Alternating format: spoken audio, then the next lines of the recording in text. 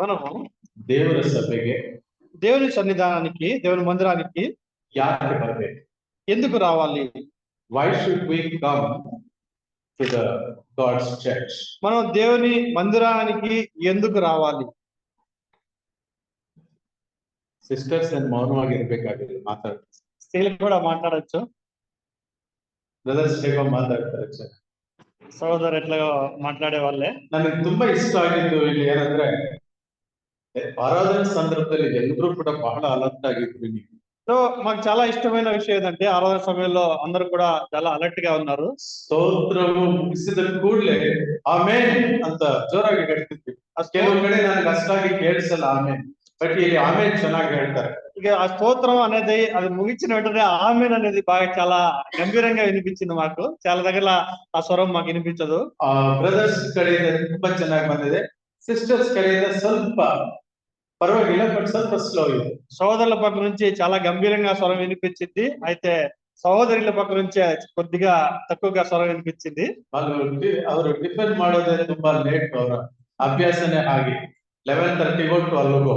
వాళ్ళు లాస్ట్ చేసేదే 11:30 12కి చేసేవాళ్ళు. బ్రేక్ఫాస్ట్ లంచ్ ಎರಡು ಸೇರಿ ಬ್ರಂಚ್. బ్రేక్ఫాస్ట్ మరి లంచ్ రెండు కలిపి బ్రంచ్ గా ಸೇರ್ಚೋರು. ಎಲ್ಲರೂ ಮನೆಯಲ್ಲಿರೋರೆಲ್ಲ ಕಳ್ಸಾದ ನಂತರ నిదానంగా తిన్నాను అన్నట్టుగాగి అసిస్టెంట్ అయ్యి.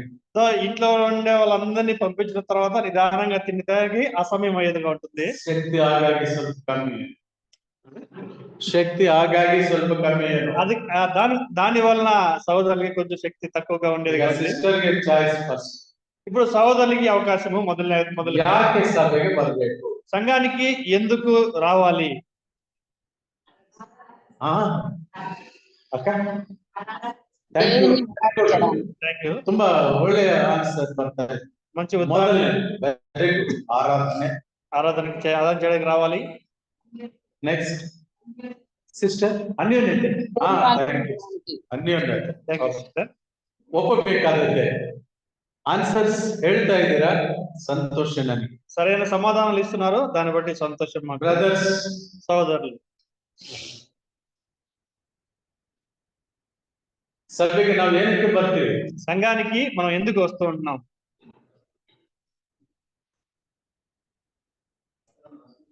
ಅಣ್ಣ ಯಾರು ಹೇಳಿದ್ರಿ?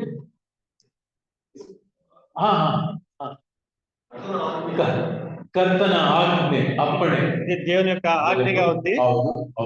Okay, yes.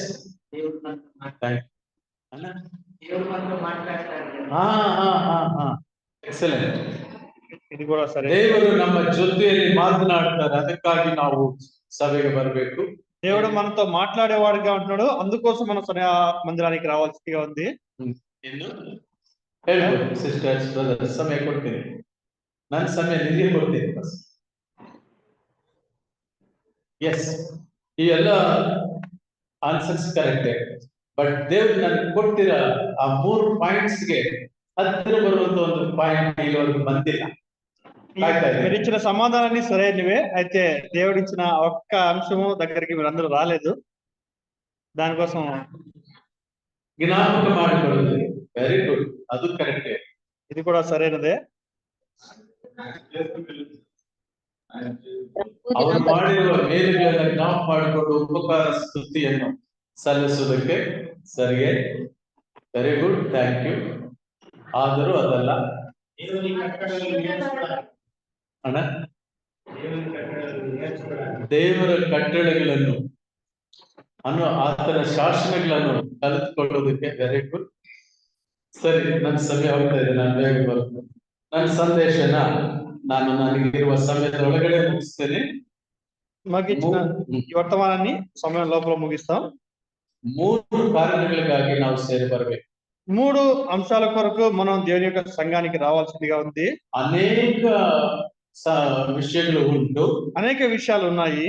ಆದರೆ అయితే ದೀಕ್ಷಾ ಸ್ನಾನದ ಕ್ಲಾಸಸ್ ನಾನು ತಗೊಳ್ಳುವ ಸಂದರ್ಭದಲ್ಲಿ, ఈ బాప్తిస్మ ఆ తరగతిలో తీసుకునే ముందు ಜೂಮ್ ಆಪ್ ಮೂಲಕ క్లాసెస్ ತೆಗೆದುಕೊಳ್ಳುವ ಸಂದರ್ಭದಲ್ಲಿ, జూమ్ యాప్ ద్వారా ఆ యొక్క తరగతులు తీసుకునే సందర్భంలో, ಹಾಗೆ ನಾನು ಮೆಡಿಟೇಷನ್ ಕಂಟಿನ್ಯೂ ಮಾಡಿದಾಗ, అలాగే ఆ అంకుల్ వారి యొక్క ధ్యానాన్ని ప్రారంభం చేస్తూ వచ్చినప్పుడు దేవుడు ನನಗೆ ಕೆಲವು ಆಲೋಚನೆಗಳನ್ನು ಕೊಟ್ಟರು. దేవుడు అంకుల్ గారికి కొన్ని ఆలోచనలు ఇచ్చిన వారుగా ಅದನ್ನು ఉంటున్నారు. ಮುಂದುವರೆದ ಭಾಗವಾಗಿ దానిలో ఒక భాగంగా ಈ ಒಂದು ಸಂದೇಶವನ್ನ ఈ యొక్క వర్తమానాన్ని ನಿಮ್ಮ ಮಧ್ಯಕ್ಕೆ ನಾನು ತಗೊಂಡು ಬರ್ತಾ మీ ముందుకి తీసుకొని వస్తూ ఉన్నారు. ನಾವು ಸಭೆಗೆ ಬರಬೇಕಾಗುವ ಮುಖ್ಯ ಕಾರಣ ಏನೆಂಬುದಾಗಿ ಹೇಳುವಾಗ మనం సంఘానికి రావాల్సిన ముఖ్య కారణం ఏమని మనం అనుకున్నప్పుడు ಆಶೀರ್ವಾದವನ್ನು ಹೊಂದುವುದು. ఆశీర్వాదాలు పొందుకోవడానికి. ಯಾರಾದ್ರೂ ಈ ಪಾಯಿಂಟ್ ಹೇಳಿದ್ರ? ఎవరైనా ఈ యొక్క పాయింట్ ఎవరైనా చెప్పారా? ఆశీర్వాదವನ್ನು ಹೊಂದುವುದಕ್ಕೆ ఆశీర్వాదము పొందుకోవడానికి అనేసి. ಎರಡನೇ ಅಂಶ రెండో అంశంగా ನಾನು ನಿಮ್ಮ ಮಧ್ಯೆ ಹಂಚಿಕೊಳ್ಳುತ್ತೇನೆ.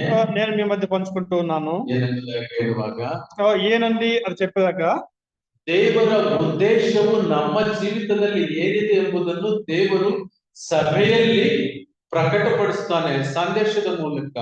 దేవుని యొక్క చిత్తము మన యొక్క జీవితంలో ఏమైనది అది దేవుని యొక్క వర్తమానం ద్వారా అది మనకు తెలియపరిచేవారుగా ఉంటున్నాడు. ఆ కారణంగానే ನಾವು ಸಭೆಗೆ ಬರಬೇಕು. ఆ కారణంగా మనం సంఘానికి రావాల్సిన వారంగా ఉంటున్నాం. ಮತ್ತು ಮೂರನೇದಾಗಿ మరి మూడవదిగా ದೇವರು ಇಸ್ರಾಯೇಲನ್ನು ನಡೆಸಿದ ಹಾಗೆ దేవుడు ఇశ్రాయేలీయులను నడిపించిన విధంగా ತನ್ನ ಜನರನ್ನ ಈ ಕಾಲದಲ್ಲಿ ಕೂಡ ನಡೆಸಬೇಕೆಂಬುದಾಗಿ ಹಂಬಲಿಸುವನಾಗಿದ್ದಾನೆ. దేవుడు తన మనుషులని ఈ సమయంలో ఈ కాలంలో కూడా ఆయన నడిపించి ఆయన వెంబడించేవాడుగా ఉంటున్నాడు. ಆ ನಡೆಸುವಿಕೆಯನ್ನ ಕಲಿತುಕೊಳ್ಳೋದಕ್ಕೋಸ್ಕರವಾಗಿ ನಾವು ಸಭೆಗೆ ಬರಬೇಕು. ఆ నడిపించే విధానాన్ని మనం నేర్చుకోవడానికి మనం సంఘానికి రావాల్సిన వారంగా ఉంటున్నాం. ವಾಕ್ಯದ ಬೆಳಕಿನಲ್ಲಿ ఆ యొక్క వాక్యపు వెలుగులో ನಾವು ಈ ಸಂಗತಿಗಳನ್ನು ಧ್ಯಾನಿಸೋಣ. మనం ఈ సంగతులను ధ్యానించుకుందాం. ಮೊದಲನೇದಾಗಿ ದೇವರ ಆಶೀರ್ವಾದವನ್ನು ಹೊಂದು దేవుని యొక్క ఆశీర్వాదాన్ని పొందడానికి ಧರ್ಮೋಪದೇಶ ಕಾಂಡ 10ನೇ ಅಧ್ಯಾಯ 8ನೇ ವಚನವನ್ನ ನಿಮ್ಮ ಮುಂದಕ್ಕೆ ತೆಗೆದುಕೊಂಡು ಬರುತ್ತಿದ್ದೇನೆ. ద్వితీయోపదేశ కాండము 10వ అధ్యాయము 8వ వచనం నేను ముందుకు తీసుకొస్తాను. ಆ ಕಾಲದಲ್ಲಿ ಯೆಹೋವನು ಲೇವಿ ಕುಲದವರನ್ನು ಪ್ರತ್ಯೇಕಿಸಿ ತನ್ನ ಒಡಂಬಡಿಕೆಯ ಮಂಜೂಷವನ್ನು ಹೊರುವುದಕ್ಕೂ ತನ್ನ ಸನ್ನಿಧಿಯಲ್ಲಿ ಸೇವೆ ಮಾಡುವುದಕ್ಕೂ ತನ್ನ ಹೆಸರಿನಿಂದ ಜನರನ್ನು ಆಶೀರ್ವದಿಸುವುದಕ್ಕೂ ಅವರನ್ನು ನೇಮಿಸಿದನು. నేటి వరకు జరిగినట్లు యెహోవా నిబంధన మందసమును మోయుటకు యెహోవా సన్నిధిని నిలుచుటకును ఆయనను సేవించి ఆయన నామమును బట్టి దీవించుటకును లేవి గోత్రపు వారిని ఆ కాలమున యెహోవా ఏర్పరుచుకొనెను. ಬೇರೆ ನಾವೆಲ್ಲರೂ ಕೂಡ ಸಾಕಷ್ಟು ಸಂಕಷ್ಟಗಳಲ್ಲಿ, ಕಷ್ಟಗಳಲ್ಲಿ, ನೋವುಗಳಲ್ಲಿ, ಸಮಸ್ಯೆಗಳಲ್ಲಿ, ಇಕ್ಕಟ್ಟುಗಳಲ್ಲಿ, ತೊಂದರೆಗಳಲ್ಲಿ ಹೇಳ್ಕೊಳ್ಳಕ್ಕಾಗದೇ ಇರುವಷ್ಟು ನಮ್ಮ ಒಳಗಡೆ ಎಲ್ಲ ಕೂಡ ಇದ್ದು ಏನೇನೋ ಆಶಯ, ಆಕಾಂಕ್ಷೆಗಳು, ಅಪೇಕ್ಷೆಗಳನ್ನು ಇಟ್ಕೊಂಡು ಬಂದಿರ್ತೇವೆ. ప్రియులారా మనమందరం కూడా మనసులో అనేకమైన భారాలతో ఆ కష్టంతో ఇబ్బందులతో అనేక ఆశలతో కోరికలు కలిగి మనం ఇలా ఇక్కడికి వచ్చి ఉండొచ్చు. ಕೆಲವನ್ನ ನಾವು ಇತರ ಹತ್ರ ಹೇಳ್ಕೊಳ್ಳಬಹುದು, ಕೆಲವನ್ನ ಹೇಳಿಕೊಳ್ಳಕ್ಕೆ ಆಗದೇ ಇರಬಹುದು. కొన్ని సంగతులను మనం వేరే ఇతరులతో పంచుకునేవిగా ఉంటాయి, కొన్ని సంగతులు వేరే వాళ్ళతో మనం పంచుకోలేనివిగా ఉండొచ్చు. ಕೆಲವು ಸಂದರ್ಭಗಳಲ್ಲಿ ನಮ್ಮನ್ನು ದೇವರು ಕೈಬಿಟ್ನ ಅನ್ನೋ ಒಂದು ఆలోచనలు కూడా నావిರ್ತೇವೆ. కొన్ని సందర్భాల్లో మనల్ని దేవుడు చేయి విడిచాడా అనే ఆలోచన కూడా మనం కలిగి ఉండొచ్చు. ನೀವೆಲ್ಲರೂ ಕೂಡ ಚೆನ್ನಾಗಿ ವಾಕ್ಯವನ್ನು ಕೇಳ್ತಾ ಇದ್ದೀರಿ. మీరందరూ కూడా బాగా ఈ వాక్యాన్ని వింటూ ఉన్నారు. ಆದ್ರೆ ನನಗೆ ಒಂದೊಂದ್ಸರಿ ಒಂದು ಆಲೋಚನೆ ಬರುತ್ತೆ. అయితే ఒక్కొక్కసారి ఒక్కొక్క ఆలోచన వచ్చేదిగా ఉంటుంది. ಹೀಗೆ ತುಂಬಾ ನೀವು ಚೆನ್ನಾಗಿ ಕೇಳಿಸ್ಕೊಳ್ತಾ ಎಲ್ಲೋ ಸ್ವಲ್ಪ ನಿದ್ದೆ ಮುಡ್ಕೋಗ್ಬಿಟ್ಟು ಕಣ್ಣು ಮುಚ್ಕೋಬಿಟ್ರೆ సందేశ వ్యర్థ.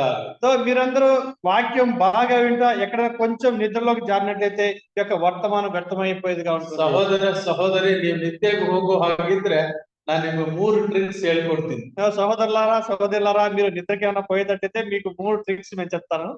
ನಾನು ಕೂಡ ಎಲ್ಲಾದ್ರೂ ಮೀಟಿಂಗ್ಸ್ ನಲ್ಲಿ, ಅಂದ್ರೆ ಕಾಲೇಜ್ ಮೀಟಿಂಗ್ಸ್ ನಲ್ಲಿ ಯಾರಾದ್ರೂ ಏನಾದ್ರೂ ಲಾಂಗ್ ಸೆಷನ್ಸ್ ತಗೊಳ್ಳುವಾಗ ಸ್ವಲ್ಪ ನಿದ್ರೆಗೆ ಹೋಗ್ತಾರೆ. అంకల్ గారు కూడా ఎక్కడైనా కాలేజ్ మీటింగ్ లో లాంగ్ సెషన్ తీసుకునేటప్పుడు కొంచెం నిద్రకి పోయేవారుగా ఉంటారు. సహజ, దూರ ಬಂದಿರಬಹುದು ಅಥವಾ ಕೃಪಾಗರ ಅಣ್ಣ ಒಳ್ಳೆ ಫ್ಯಾನ್ಸ್ ಹಾಕಿದ್ದಾರೆ, ಸ್ವಲ್ಪ ನೆಮ್ಮದಿ ಇದೆ, ಸಮಾಧಾನ ಇದೆ, ಎಲ್ಲ ಕಷ್ಟ ಮರೆತು ಕೂತಿದ್ದಾಗ అందిర్ಬೋದು. ఇదంతా కూడా సహజమే. ఏదో మంచి వాతావరణంలో చల్లటి వాతావరణం కూర్చున్నప్పుడు నిద్రకి జారుకునేది ఇవన్నీ కూడా సహజమైన విషయాలే. నిజಕ್ಕೂ ಒಂದು ವೇಳೆ ಎಚ್ಚರವಾಗಿದ್ದು ಆಶೀರ್ವಾದ ಪಡ್ಕೋಬೇಕಾದ అయితే నిజానికి మనం ఈ మెలకువతో ఉండి ఆశీర్వాదాలను పొందుకోవాలంటే ಆ ದೇಹ ಆ ತರ ಇರುವಾಗ శరీరము ఆ విధంగా ఉన్నప్పుడు ಮೂಗಿನಲ್ಲಿ ಒಂದು ಕೂದಲನ್ನು ಹಿಂಗೆ ಎಳ್ಕೊಳ್ಳಿ, ನಿದ್ದೆ ಹೋಗ್ಬಿಟ್ಟು. ముక్కులో ఒక వెంట్రుకని లాగండి, ఏదో ముండే నిద్రతో పోయేదిగా ఉంటుంది. ದೇವರು ಅದನ್ನ ತುಂಬಾ ಸೆನ್ಸಿಟಿವ್ ಪಾರ್ಟ್ ಆಗಿ, ತುಂಬಾ ಯಥಾರ್ಥವಾದ ಪಾರ್ಟ್ ಅದು. ಪಾಪ ಕಪಟ ಇಲ್ಲ ಇದಕ್ಕೆ. ಎಂತ ವಾದನ ಅದು ಏನಿದ್ರೆ ಅದನ್ನ ಹೇಳ್ಬಿಟ್ಟು ఇది చాలా సెన్సిటివ్ గా ఉంటుంది ఆ యొక్క ప్రదేశం. ಹಾಗೆ ಮಾಡ್ಕೊಳ್ಳಿ. అలాగే చేసినట్లయితే ಅಲ್ಲಿಗೂ ಕಂಟ್ರೋಲ್ ಬರಲಿಲ್ಲ, ఆ విధంగా కూడా కంట్రోల్ కానట్లయితే ಈಗ ಜಿವಿಟ್ಕೊಳ್ಳಿ, గట్టిగా గిల్లండి. ಆಗುನು ಕಂಟ್ರೋಲ್ ಬಂದಿಲ್ಲ, అయితే కూడా కంట్రోల్ కానట్లయితే ಹಚ್ಚಿ ಅಂತ ಸೀನಿದ ಹಾಗೆ ಪ್ರಯತ್ನ ಮಾಡಿ. మీ అచ్చి అనేసి ఆ తుమ్ముల్లో బయటికి తీసుకురండి. ಹಾಗೂ ಕಂಟ್ರೋಲ್ ಬರಲಿಲ್ಲ, అలాగూ కూడా ఆ కంట్రోల్కి రానట్లయితే ಒಂದು ಗ್ಲಾಸ್ ಹೋಗಿ ನೀರು ಕುಡಿದು ಬನ್ನಿ. ఒక గ్లాస్ నీళ్ళు తాగిరండి. ಈಗ ನಿಮ್ಗೊಂದು ಪ್ರಶ್ನೆ ನೀವು ನಾನು ಕೇಳ್ಬೇಕು ಅನ್ಕೊಂಡಿದ್ದೀನಿ. ఇప్పుడు మీరు ఒక ప్రశ్న మాకు వేయాలని మీరు ನೀವು అనుకుంటున్నారు. ಬಹಳ ರಿಸರ್ಚ್ ಮಾಡಿ ಬಂದಂಗಿದ್ದೀರಲ್ಲ ಈ ವಿಷಯ. మీరు చాలా బాగా రీసెర్చ్ చేసి వచ్చినారు కదా ఈ విషయాలని. ಕರ್ತನಿಗೆ ಸ್ತೋತ್ರವಾಗಲಿ. దేవునికి స్తోత్రం కలుగును గాక. ఆశీర్వాదము ప్రారంభವಾದ ದಿನ, ఆశీర్వాదాలు ప్రారంభమైన ఆ కాలంలో, సభೆ ప్రారంభವಾದ ದಿನದಲ್ಲಿ ఆ సంఘము ప్రారంభమైన దినం నుంచి అది ప్రారంభమైంది. యాజకులు లేవీయులు ప్రత్యేకిಸಲ್ಪಟ್ಟರು. యాజకులు మరియు లేవీలు వారు విభాగింపబడ్డారు. వారు మోషే కాలದಲ್ಲಿ, ఆ కాలದಲ್ಲಿ మోషే కాలంలో, ఆ కాలంలో ఇశ్రాయేల్ జనులు ಸೇರಿ ಬರುವಾಗ ఇశ్రాయేల్ అందరూ కలిసి వచ్చినప్పుడు మోషే ನೀನು ಹೇಳು ನನ್ನ ಜನರಿಗೆ ಆಶೀರ್ವಾದ ಬೇಕು. మోషే నీవు చెప్పు నా ప్రజలకు ఆశీర్వాదములు కావాలని. ನನ್ನ ಜನರನ್ನು ನಾನು ఆశీర్వదిస్తేనే, నా ప్రజలను నేను ఖచ్చితంగా ఆశీర్వదిస్తాను అనేసి నేను ಅವರನ್ನು ఆశీర్వదిಸಬೇಕು. నీవు వారిని ఆశీర్వదించాలి. ಅದಕ್ಕೋಸ್ಕರವಾಗಿ ನಾನು ನಿಮ್ಮನ್ನು ಆರಿಸಿಕೊಂಡಿದ್ದೆ. దాని కొరకు నేను మిమ్మల్ని ఏర్పాటు చేసుకున్నాను. ದೇವರ ಸೇವೆಯನ್ನು ಮಾಡುವ ಸೇವಕನ ಪ್ರಮುಖ ಕರ್ತವ್ಯ ಸಭೆಯಲ್ಲಿ ಬರುವ ಪ್ರತಿಯೊಂದು ಆತ್ಮದ ಆಶೀರ್ವಾದಕ್ಕಾಗಿ. దేవుడు సేవకుని యొక్క ప్రతి లక్ష్యం ఏంటంటే సంఘానికి వచ్చే ప్రతి ఒక్కరిని కూడా ఆశీర్వదించాలనేసి, ಎಲ್ಲರಿಗೂ ಆಶೀರ್ವಾದ ಲಭ್ಯವಾಗಬೇಕು. ప్రతి ఒక్కరికి కూడా ఈ యొక్క ఆశీర్వాదం లభించవలసిందిగా ఉన్నది. ಅದಕ್ಕೋಸ್ಕರವಾಗಿ ನಾನು ನೇಮಿಸಿದ್ದೇನೆ. దాని కొరకు నేను మిమ్మల్ని ఏర్పాటు చేసుకున్నాను. ಎಷ್ಟು ಕಾರ್ಯಗಳಿಗಾಗಿ? ఏ కార్యం కొరకు? ನಾವು ಓದಿರುವ ವಾಕ್ಯ ಭಾಗದಲ್ಲಿ ಕಾಣುತ್ತೇವೆ, మనం చదువుకున్న ಆತನ ಸನ್ನಿಧಿಯಲ್ಲಿ ಕಾಣಿಸಿಕೊಳ್ಳಬೇಕು. ఆయన యొక్క మందిరంలో మనం కనిపించాలి. ಆತನ ಸನ್ನಿಧಿಯಲ್ಲಿ ಕಾಣಿಸಿಕೊಳ್ಳಬೇಕು. ఆయన యొక్క మందిరంలో మనం కనిపించాలి. ಎಷ್ಟು ಸಮಯಕ್ಕೆ ಕಾಣಿಸಿಕೊಳ್ತೀವಿ? ఏ సమయానికి మనం కనిపిస్తాము? ಯಾವ ಗಳಿಗೆಗೆ ನಾವು ಇಲ್ಲಿ ಒಳಗಡೆ ಇರ್ತೇವೆ? ఏ గడియలో మనం ఆయన యొక్క మందిరంలో ఉంటూ ఉన్నాం, ಅದು ಆತನ ಸನ್ನಿಧಿ. అది ఆయన యొక్క మందిరం అంటున్నది, ఆలయం అంటున్నది. అన్నವರು ಬಹಳ ಚೆನ್ನಾಗಿ ಹೇಳಿದ್ರು. అంకుల్ గారు చాలా బాగా చెప్పినారు. ಚೇರುಗಳು ಸ್ವಲ್ಪ ಖಾಲಿ ಇದೆ, చర్చ్ చాలా ఖాళీగా ఉన్నాయనేసి. ನಮ್ಮ ಸಭೆಯ ವಾಕ್ಯದ ಕ್ರಮದಲ್ಲಿ ಮೊದಲನೇ ಭಾಗ ದೇವರಿಗೆ ಸಲ್ಲಿಸುವ ಆರಾಧನೆ. మన యొక్క సంఘంలో మొదటి భాగం అది దేవునికి జరిగించే ఆరాధనగా ఉంది. దట్ ఈస్ గాడ్స్ వర్డ్, దేవರಿಗೆ ಸಲ್ಲುವಂತದ್ದು. అది దేవుని యొక్క మాట, అది దేవునికి సమర్పించాల్సింది. ಆದರೆ ಎರಡನೇ ಭಾಗ, అది రెండవ భాగానికి వచ్చినప్పుడు ದೇವರಿಂದ ಬರುವ ಆಶೀರ್ವಾದ, ఇది దేవుని నుంచి వచ్చే ఆశీర్వాదం. అదే సమಯದಲ್ಲೇ ನಾನು ಹೊರಟು ಹೋಗ್ತೇನೆ. ఆ సమయంలో నేను బయటికి వెళ్ళిపోతూ ఉంటున్నాను. ఆశీర్వాదಗಳನ್ನು ನಾವು ಕಳೆದುಕೊಳ್ತಾ ಇರ್ತೇವೆ. ఆశీర్వాదాలను నేను పోగొట్టుకునే వాడిగా ఉంటున్నాను. ಹೇಗೆ ನಾವು ಆಶೀರ್ವಾದಗಳನ್ನು ಕಳೆದುಕೊಳ್ತೇವೆ?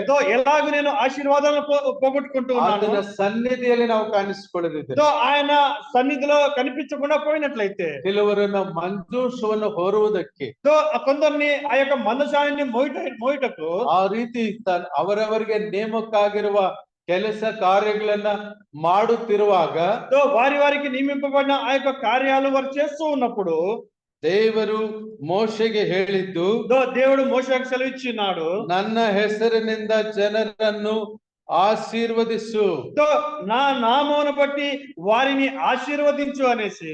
ದೇವರ ನಾಮವು, ಯೆಹೋವನ ನಾಮವು ಅಲ್ಲಿ ಆಶೀರ್ವಾದಕ್ಕಾಗಿ ಆತನ ಹೆಸರಿನಲ್ಲಿ ಜನರಿಗೆ ಆಶೀರ್ವಾದ ಬೇಕಾಗಿತ್ತು. దో దేవుని యొక్క నామములో యెహోవా నామములో అక్కడ ఉన్న ఆ యొక్క ప్రజలకు ఆశీర్వాదములు కావాల్సి వచ్చినది. ಅವರನ್ನು ವಿಮರ್ಶಿಸೋದಕ್ಕಾಗಿ ಅಲ್ಲ, దో వారిని విమర్శించడానికి కాదు గాని, ಅವರನ್ನು ದ್ವೇಷಿಸಕ್ಕಾಗಿ ಅಲ್ಲ, దో వారిని ద్వేషించడానికి కాదు గాని, ಅವರನ್ನು దో ದೂಷಿಸೋದಕ್ಕೋಸ್ಕರವಾಗಿ వారిని ಅಲ್ಲ, దూషించడానికి కాదు గాని, ಆದ್ರೆ ಅವರ ಆಶೀರ್ವಾದ ಬೇಕು. దో అయితే వారికి ఆశీర్వాదములు కావాలి. ನಾನು ನಿಮಗೊಂದು ಪ್ರಶ್ನೆಯನ್ನು ಕೇಳ್ತೇನೆ. దో నేను మిమ్మల్ని ఒక ప్రశ్న అడిగేవాలనుకుంటున్నాను.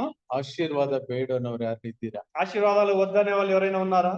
ಆಶೀರ್ವಾದ ಯಾವ ಯಾವ ಫೀಲ್ಡ್ ಅಲ್ಲಿ ನಮ್ಗೆ ಆಶೀರ್ವಾದ ಬೇಕು? ఈ ఏ ఏ విధానాల్లో ఏ విధిలో మనకు ఆశీర్వాదాలు ನಮ್ಮ కావాలా? ದೇವರು ಜೀವ ಸ್ವರೂಪನಾದ ದೇವರು. దో మన యొక్క దేవుడు జీవం గల దేవుడుగా ఉంటున్నాడు. ಎಲ್ಲೂ ಕೂಡ ಯಾವುದೇ ಒಂದು ಸ್ಟ್ಯಾಚ್ಯೂ ಇಲ್ಲ. దో ఇక్కడ ఎక్కడ కూడా ఒక విగ్రహం కూడా లేదు. ದೇವರು ಆತ್ಮ ಸ್ವರೂಪ. దో ఆయన ఆత్మస్వరూపి అయి ఉన్నాడు. ಆತನು ನಮ್ಮ ಮಧ್ಯದಲ್ಲಿ ಸಂಚಾರ ಮಾಡುವನಾಗಿದ್ದು. దో ఆయన మన మధ్యలో సంచారం చేసేవాడుగా ఉంటున్నాడు. ನಮ್ಮನ್ನು ಆಶೀರ್ವದಿಸಬೇಕೆಂಬುದಾಗಿ దో ಬಯಸ್ತಾನೆ. ఆయన మనను ఆశీర్వదించేవాడుగా ನಾನು ನಿಮ್ಮನ್ನು ఉంటున్నాడు. ಆಶೀರ್ವದಿಸಿ సో నేను మిమ్మల్ని ఖచ్చితంగా ఆశీర్వదిస్తాను అని చెప్తున్నాడు. ಯಾವ್ಯಾವ ವಿಷಯದಲ್ಲಿ ನಮಗೆ ಆಶೀರ್ವಾದ? ఓ ఏ ఏ విషయాల్లో మనకు ఆశీర్వాదం కావాలి? ಆತ್ಮಿಕ ವಿಷಯಗಳಲ್ಲಿ ಆಶೀರ್ವಾದ సో ಬೇಕಾ? ఆత్మ విషయాల్లో మనకు ఆశీర్వాదం ಆತನ కావాలా? ಶುಭವಾರ್ತೆಯನ್ನು ಸಾರುತ್ತಾ ಸಭೆಗೆ ನೂತನ ಆತ್ಮಗಳನ್ನು ಕರೆತರಬೇಕಾ? సో ఆయన యొక్క సువార్తను పంచుతూ సంఘానికి కొత్త ఆత్మలను తీసుకుని రావాలన్నా? ದೀಕ್ಷಾ ಸ್ನಾನ ತೆಗೆದುಕೊಳ್ಳುವವರಿಗೆ ಪ್ರೋತ್ಸಾಹ ನೀಡುವಂತಹ ಸೇವೆಯನ್ನು ಮಾಡಬೇಕಾ? సో బాప్తిస్మం తీసుకునే వారికి ప్రోత్సాహం కలిగే ఒక సేవ మనకు కావాలన్నా? ಕಷ್ಟಗಳಲ್ಲಿ ನೋವುಗಳಲ್ಲಿ ಇರುವವರಿಗೋಸ್ಕರವಾಗಿ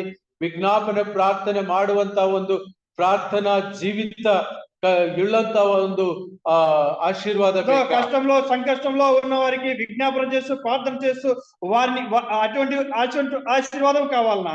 ಆಶೀರ್ವದಿಸಲು ದೇವರು ಸಿದ್ಧರಿದ್ದಾರೆ. దో ఆశీర్వదించడానికి దీవించడానికి దేవుడు సిద్ధంగా ಯಾವ ఉన్నాడు. ಮನಸ್ಸಿನ ಸಂಕಲ್ಪ ಇಟ್ಟುಕೊಂಡು ದೇವರ ಸನ್ನಿಧಿಯಲ್ಲಿ ಕುಳಿತು ಯೋಚನೆ ಮಾಡ್ತೇವೋ ದೇವರ ಮೇಲಿಂದ ಅದನ್ನು ಹಾಗೆ ಆಗ್ಲಿ ಎಂಬುದಾಗಿ ಮೋಶೆಗೆ ಆತನು ಹೃದಯ ತುಂಬ 2 ಕೈಗಳನ್ನು ಇಸ್ರಾಯೇಲರ ಮೇಲೆ ಚಾಚಿ ಆ ಜನರನ್ನು ಆಶೀರ್ವದಿಸಬೇಕೆಂಬುದಾಗಿ దో ದೇವರ ಆಜ್ಞೆ. ఏ ఉద్దేశాన్ని మనసులో ఉద్దేశించుకొని సంఘంలో కూర్చొని ఉన్నారో ఆ విధంగా ఆశీర్వదించడానికి దేవుడు మోషేకి చెప్పినట్టు తన 2 చేతులు ఎత్తి ఆయన ఆశీర్వదించడానికి సిద్ధంగా ఉన్నవాడుగా అంటున్నాడు. ಹೇಗೆ ಆಶೀರ್ವದಿಸಬೇಕು? దో ఎలాగో ఆశీర్వదించాలి? ಸಭೆಯಲ್ಲಿ ಜೀವ ಸ್ವರೂಪನಾದ ದೇವರ ಸಭೆಯಲ್ಲಿ ಒಬ್ಬ ಸೇವಕ ಯಾವ ರೀತಿ ಆಶೀರ್ವದಿಸಬೇಕು? దో జీవం గల దేవుని యొక్క సంఘంలో ఒక సేవకుడు ఎలాగో ఆశీర్వదించాలి? ಆ ಸಭೆಯ ಬಗ್ಗೆ ಆತನಿಗೆ ಯಾವ ಕನ್ಸರ್ನ್, ಯಾವ ಕಮಿಟ್ಮೆಂಟ್, ಯಾವ ಅಂಡರ್ಸ್ಟ್ಯಾಂಡಿಂಗ್ ಇದ್ದು ಆಶೀರ್ವದಿಸಬೇಕು? దో ఆ సంఘం పట్ల ఆయనకు ఎటువంటి ఆశ ఎటువంటి బాధ్యత కలిగి ఆయన ఆశీర్వదించాలి? ದೇವರ ವಾಕ್ಯದಲ್ಲಿ ನಾವು ಇನ್ನೊಂದು ಸಂಗತಿ ನೋಡೋಣ. దేవుని యొక్క వర్తమానంలో మరొక విషయాన్ని మనం చూద్దాం. మోషే ನೀನು ಆಶೀರ್ವದಿಸು. నీవు వారిని ఆశీర్వదించు. ಆಶೀರ್ವದಿಸಬೇಕಾದ ವಿಧಾನ ಏನಂದ್ರೆ, నీవు వారిని ఆశీర్వదించవలసిన విధానం ఏమంటే, ಆಶೀರ್ವಾದ ಮಾಡುವ ಪದ್ಧತಿ ಹೇಗಂದ್ರೆ, ఆశీర్వదించాల్సిన పద్ధతి ఏదంటే ಅದನ್ನು ನಾ ಹೇಳ್ತೇನೆ, ಆ ಪ್ರಕಾರ ಮಾಡು. దానిని కూడా నేను చెప్తాను, ఆ విధంగా నీవు చేయి. ಆಶೀರ್ವದಿಸುವ ಪದ್ಧತಿಯನ್ನು ಕೂಡ, ఆశీర్వదించవలసిన పద్ధతిని కూడా ತಂದೆಯಾದ ದೇವರು ಮೋಶೆಗೆ ಹೇಳಿಕೊಟ್ಟು, తండ్రి అయిన దేవుడు మోషేకు సెలవిచ్చినట్లుగా మనం చూస్తూ ఉంటున్నాం. ಅರಣ್ಯಕಾಂಡ 6ನೇ ಅಧ್ಯಾಯ 22ರಿಂದ 27 ವಚನಗಳು. సంఖ్యాకాండము 6వ అధ్యాయము 27 నుంచి 28 వచనాలు. 22ರಿಂದ 27. 22 నుంచి 27 వరకు. యెహోవా మోషేకు ఇలా సెలవిచ్చెను. మీరు ఇశ్రాయేలును ఇలా దీవింపవలెను. దీవింపవలెను, తెలుగుನಲ್ಲಿ దీవింపవలెನು ಎಂಬುದಾಗಿ ಹೇಳುವಾಗ ಕನ್ನಡದಲ್ಲಿ ಆಶೀರ್ವಾದ ಎಂಬುದಾಗಿ. ಕನ್ನಡದಲ್ಲಿ ಯಾರಾದರೂ ಓದಿ. ಯೆಹೋವನು ಮೋಶೆಗೆ ಹೇಳಿದ್ದೇನೆಂದರೆ, ನೀನು ಆರೋನನಿಗೆ ಅವನ ಪುತ್ರನಿಗೂ ಹೀಗೆ ಇಸ್ರಾಯೇಲರನ್ನು ಆಶೀರ್ವದಿಸುವಾಗ ಈ ಪ್ರಕಾರ ಅವರಿಗೆ ಹೇಳಬೇಕು. ಈ ಪ್ರಕಾರ ನೀನು ಅವರಿಗೆ ಆಶೀರ್ವಾದ ಕೊಡಬೇಕು. ఈలాగు నీవు ఆ ఇశ్రాయేలీయులను ఆశీర్వదింపవలెను. ಅಮ್ಮ, ಈ ಮಾತು ನಂಬ್ತೀರಾ? ఈ మాట ದೇವರ ವಾಕ್ಯ ಇದು.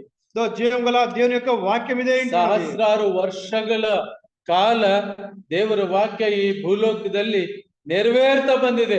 అనేక శతాబ్దాలుగా దేవుని యొక్క వాక్యం, దేవుని యొక్క వాగ్దానం యొక్క భూమిలో నెరవేర్చబడుతూ వస్తున్నది. నేను ನಂಬು ಅಥವಾ ನಂಬದೆ ಹೋದರೂ, మీరు నమ్మినా లేక నమ్మకపోయినా, ದೇವರು ತನ್ನ ಕಾರ್ಯವನ್ನು ಕಾರ್ಯಗತ ಮಾಡುತ್ತಾ ತನ್ನ ಸೇವಕರ ಮೂಲಕ ಪ್ರಪಂಚದ ಮೂಲೆ ಮೂಲೆಗಳಲ್ಲಿ ಪುಂಖಾನುಪುಂಖವಾಗಿ ದೇವರ ವರ್ತಮಾನ ಹೋಗ್ತಲೇ ಇದೆ.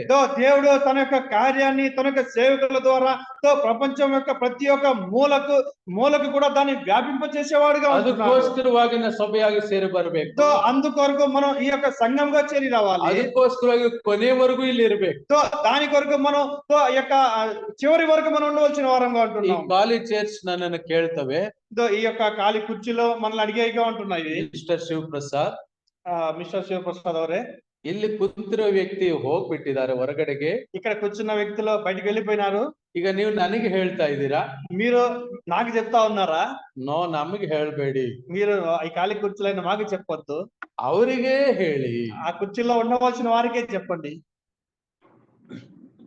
Degree students are very brilliant అన్న. డిగ్రీ స్టూడెంట్స్ చాలా బ్రిలియంట్ ఉన్నారు. ಸಮ್ ಟೈಮ್ಸ್ ನಾನು ಅವರಿಗೆ ಇಂಗ್ಲಿಷ್ ಟೀಚ್ ಮಾಡುವಾಗ ಕೆಲವರು ಇಂಗ್ಲಿಷ್ ಭಾಷೆ ಅಂದ್ರೆ ಕಷ್ಟ, క్లాస్ಗೆ బరಲ್ಲ. కొన్ని సందర్భాల్లో ఇంగ్లీష్ లో టీచ్ చేసేటప్పుడు వాళ్ళు ఇంగ్లీష్ భాష చాలా కష్టంగా ఉందని చెప్పి తరగతులకు వచ్చేవారు కాదు. Not all, just 3 or 4 members. అందరు కాదు, అదో 2-3 మాత్రం. ಆಫ್ಟರ್ ಅಟೆಂಡೆನ್ಸ್ ನಾನು ಓಡಿ ಹೋಗಿ ಅವ್ರನ್ನ ಹಿಡ್ಕೊಂಡು ಬಂದು ಕ್ಲಾಸ್ ಅಲ್ಲಿ ಕುಂಡಿಸ್ತೀನಿ ಒಂದೊಂದ್ಸಾರಿ. అటెండెన్స్ అయిన తర్వాత అంకుల్ గారు వారిని పట్టుకొని వచ్చి క్లాస్ లో కూర్చోబెట్టేవారు. ಯಾಕಂದ್ರೆ ಆಬ್ಸೆಂಟೀಸ್ ಇಂದ ಸ್ವಲ್ಪ ಅಪಾಯ ಆಗುತ್ತೆ, ಅವರು ಪ್ರೆಸೆಂಟ್ ಇರ್ಬೇಕು. ఎందుకంటే ఆబ్సెంట్ చాలా అపాయము కలిగేదిగా ఉంటుంది. వారు ప్రజెంట్ గా ఉండవలసిన వారు. ಆದ್ರೆ ಅಟೆಂಡ್ ಆಗಿರೋರಿಗೆ ಹೇಳ್ತಾ ಇರ್ತೀನಿ. అయితే అటెండ్ అయిన వారికి అంకుల్ గారు చెప్తా ఉంటారు, ಯಾಕೆ ಎಲ್ಲರೂ ಆಬ್ಸೆಂಟ್ ಆಗ್ತೀರಿ, ಕ್ಲಾಸ್ ಆಬ್ಸೆಂಟ್ ಆಗ್ಬಾರ್ದು. సార్ ನಾವು ಪ್ರೆಸೆಂಟ್ ಆಗಿದ್ದೀವಿ, ನಮ್ಗೆ ಹೇಳಿದ್ರೆ ಏನ್ ಪ್ರಯೋಜನ? అంకుల్ గారు అడిగేవారు కానీ వాళ్ళు స్టూడెంట్స్ సమాధానం ఇచ్చారు, మేము ప్రజెంట్ అయినాము, ఎందుకు చెప్తా ఉన్నారు మీరు అనేసి. ನಾನು ಅವ್ರಿಗಿಂತ ಬುದ್ಧಿವಂತ, మేము వారికంటే బుద్ధివంతులం. ಪ್ಯಾಸಿವ್ ಮೆಸೇಜ್ ಹೋಗುತ್ತೆ, ಅದಕ್ಕೆ ನಾನು ಹೇಳ್ತೀನಿ. ప్యాసివ్ మెసేజ్ పోయేదిగా ఉంటుంది, దాని కొరకే మేము చెప్తూ ఉన్నాను. ಆಕ್ಟಿವ್ ಮೆಸೇಜ್ ಒಂದು ರೀತಿ ಹೋದ್ರೆ, యాక్టివ్ మెసేజ్ ఒక విధంగా పోతే, ಇವತ್ತು ಏನಾಯ್ತು ಕ್ಲಾಸ್ ಅಲ್ಲಿ ಅಂತ ಕೇಳ್ತಾರೆ, ఈ రోజు క్లాస్ లో ఏం జరిగింది అని అడుగుతారు. ಅವರು ಹೋಗಿ ಪ್ಯಾಸಿವ್ అని ಸ್ವಲ್ಪ ಹೇಳ್ತಾರೆ. వారు వెళ్ళి ప్యాసివ్ గా కొంచెం చెప్పేవారుగా ఉంటున్నారు. ಆಶೀರ್ವಾದ ಮಿಸ್ ಆಗುತ್ತಾ? ఆశీర్వాదము మిస్ అయ్యేదిగా ఉంటుందా? ಪ್ಯಾಸಿವ್ ಆಗಾದ್ರೂ ಮೆಸೇಜ್ ಹೋಗ್ಲಿ, ప్యాసివ్ గా అయినా ఆ యొక్క సందేశం పోనీ, ಅದಕ್ಕೋಸ್ಕರವಾಗಿ ಹೇಳ್ತೇವೆ. దాని కొరకు మేము చెప్తా ఉంటాం. ಕರ್ತನಲ್ಲಿ ಪ್ರೇರೆ, ప్రభునందు ప్రియులారా, ಆಶೀರ್ವಾದ ಈ ಪ್ರಕಾರ ಮಾಡಬೇಕು. ఆశీర్వాదము ఈలాగు దీంపవలెను. How God is meticulous in telling his blessings to his people through the servants of God. ದೇವರ ಸೇವಕರ ಮೂಲಕವಾಗಿ ಆಶೀರ್ವಾದವು ಮುಂದುವರೆದು ಹೋಗಬೇಕು ಅಂತ ದೇವರ ಮನಸ್ಸಿನಲ್ಲಿರ್ತಕ್ಕಂಥ ಆ ಒಂದು ಆಶೆ ನೋಡಿ, ಆ ಆಕ್ರಂದನ ನೋಡಿ, ದೇವರ ಒಂದು ಆ ಚಿಂತನೆ ನೋಡಿ ಎಷ್ಟು ಸ್ಪಷ್ಟವಾಗಿದೆ. దేవుని యొక్క సేవకుల ద్వారా ఆశీర్వాదము ఈ విధంగా పోవాలనేసి దేవుని యొక్క ఆశ, దేవుని యొక్క ఆత్రుత ఎంత స్పష్టంగా మనకు కనిపిస్తూ ఉందో చూడండి.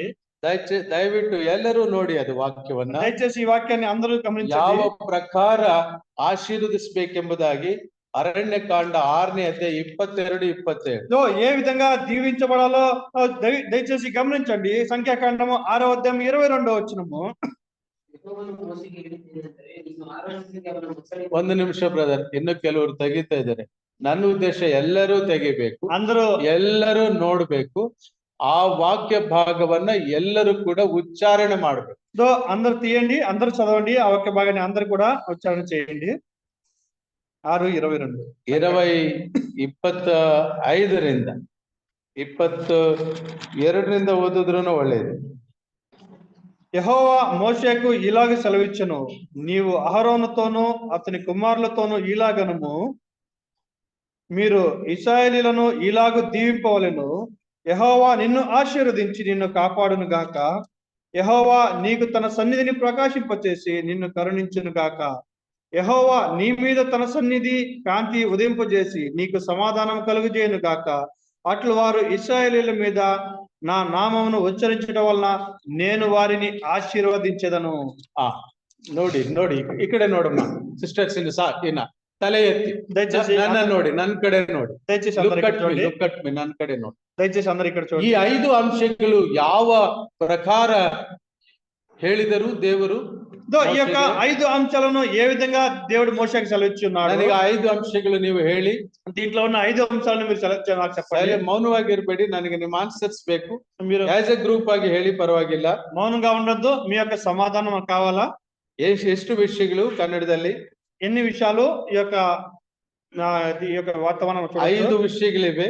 దీంట్లో 5 విషయాలు ఉన్నాయి. 5 విషయಗಳು ಯಾವ ಹೇಳಿ? ఈ 5 విషయాలు ఏమై ఉన్నాయో దయచేసి తెలియపరచండి.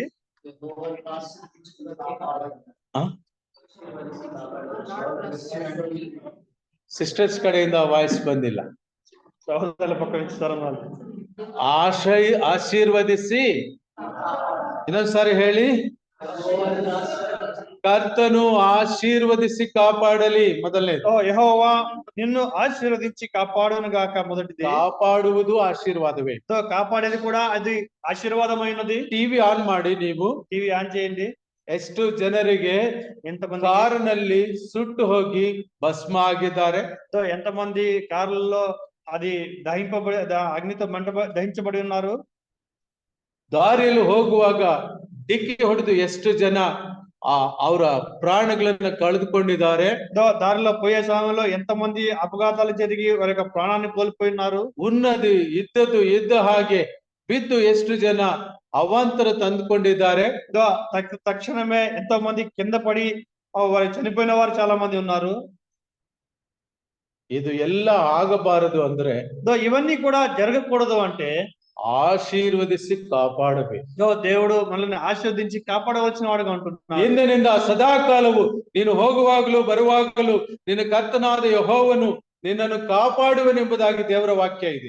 ఈ దినం నుంచి నీవు పోయే ప్రతి ఒక్క దారిలో పోయేటప్పుడు వచ్చినప్పుడు నీ దేవుడైన యెహోవా నిన్ను కాపాడని వాక్య భవిష్యత్తు. కాపాడుವುದು ಆಶೀರ್ವಾದ. కాపాడేది కూడా ఒక ఆశీర్వాదంగా. ఆ ఆశీర్వాదವನ್ನು ಪಡೆದಕ್ಕೋಸ್ಕರವಾಗಿ ನಾವು ಸಭೆಗೆ ಬರಬೇಕು. ఆ యొక్క దీవెనను పొందుకోవడానికి మన సంఘానికి రావచ్చు. ಸ್ವರೂಪಿಯಾದ ದೇವರು ಕಾಪಾಡುವನಾಗಿದ್ದಾನೆ. ఆత్మ స్వరూపమైన దేవుడు కాపాడేవాడుగా ఉంటున్నాడు. ಅಪಾಯಗಳಿಂದ ತಪ್ಪಿಸುವನಾಗಿದ್ದಾನೆ. అపాయముల నుంచి తప్పించేవాడుగా ఉంటున్నాడు. ಸಂಕಷ್ಟಗಳಿಂದ ತಪ್ಪಿಸುವನಾಗಿದ್ದಾನೆ. కష్టాల నుంచి తప్పించేవాడుగా ఉంటున్నాడు. ಮತ್ತು ಎರಡನೇ ಅಂಶ ನೋಡಿ, మళ్ళీ రెండవ అంశాన్ని చెప్పండి.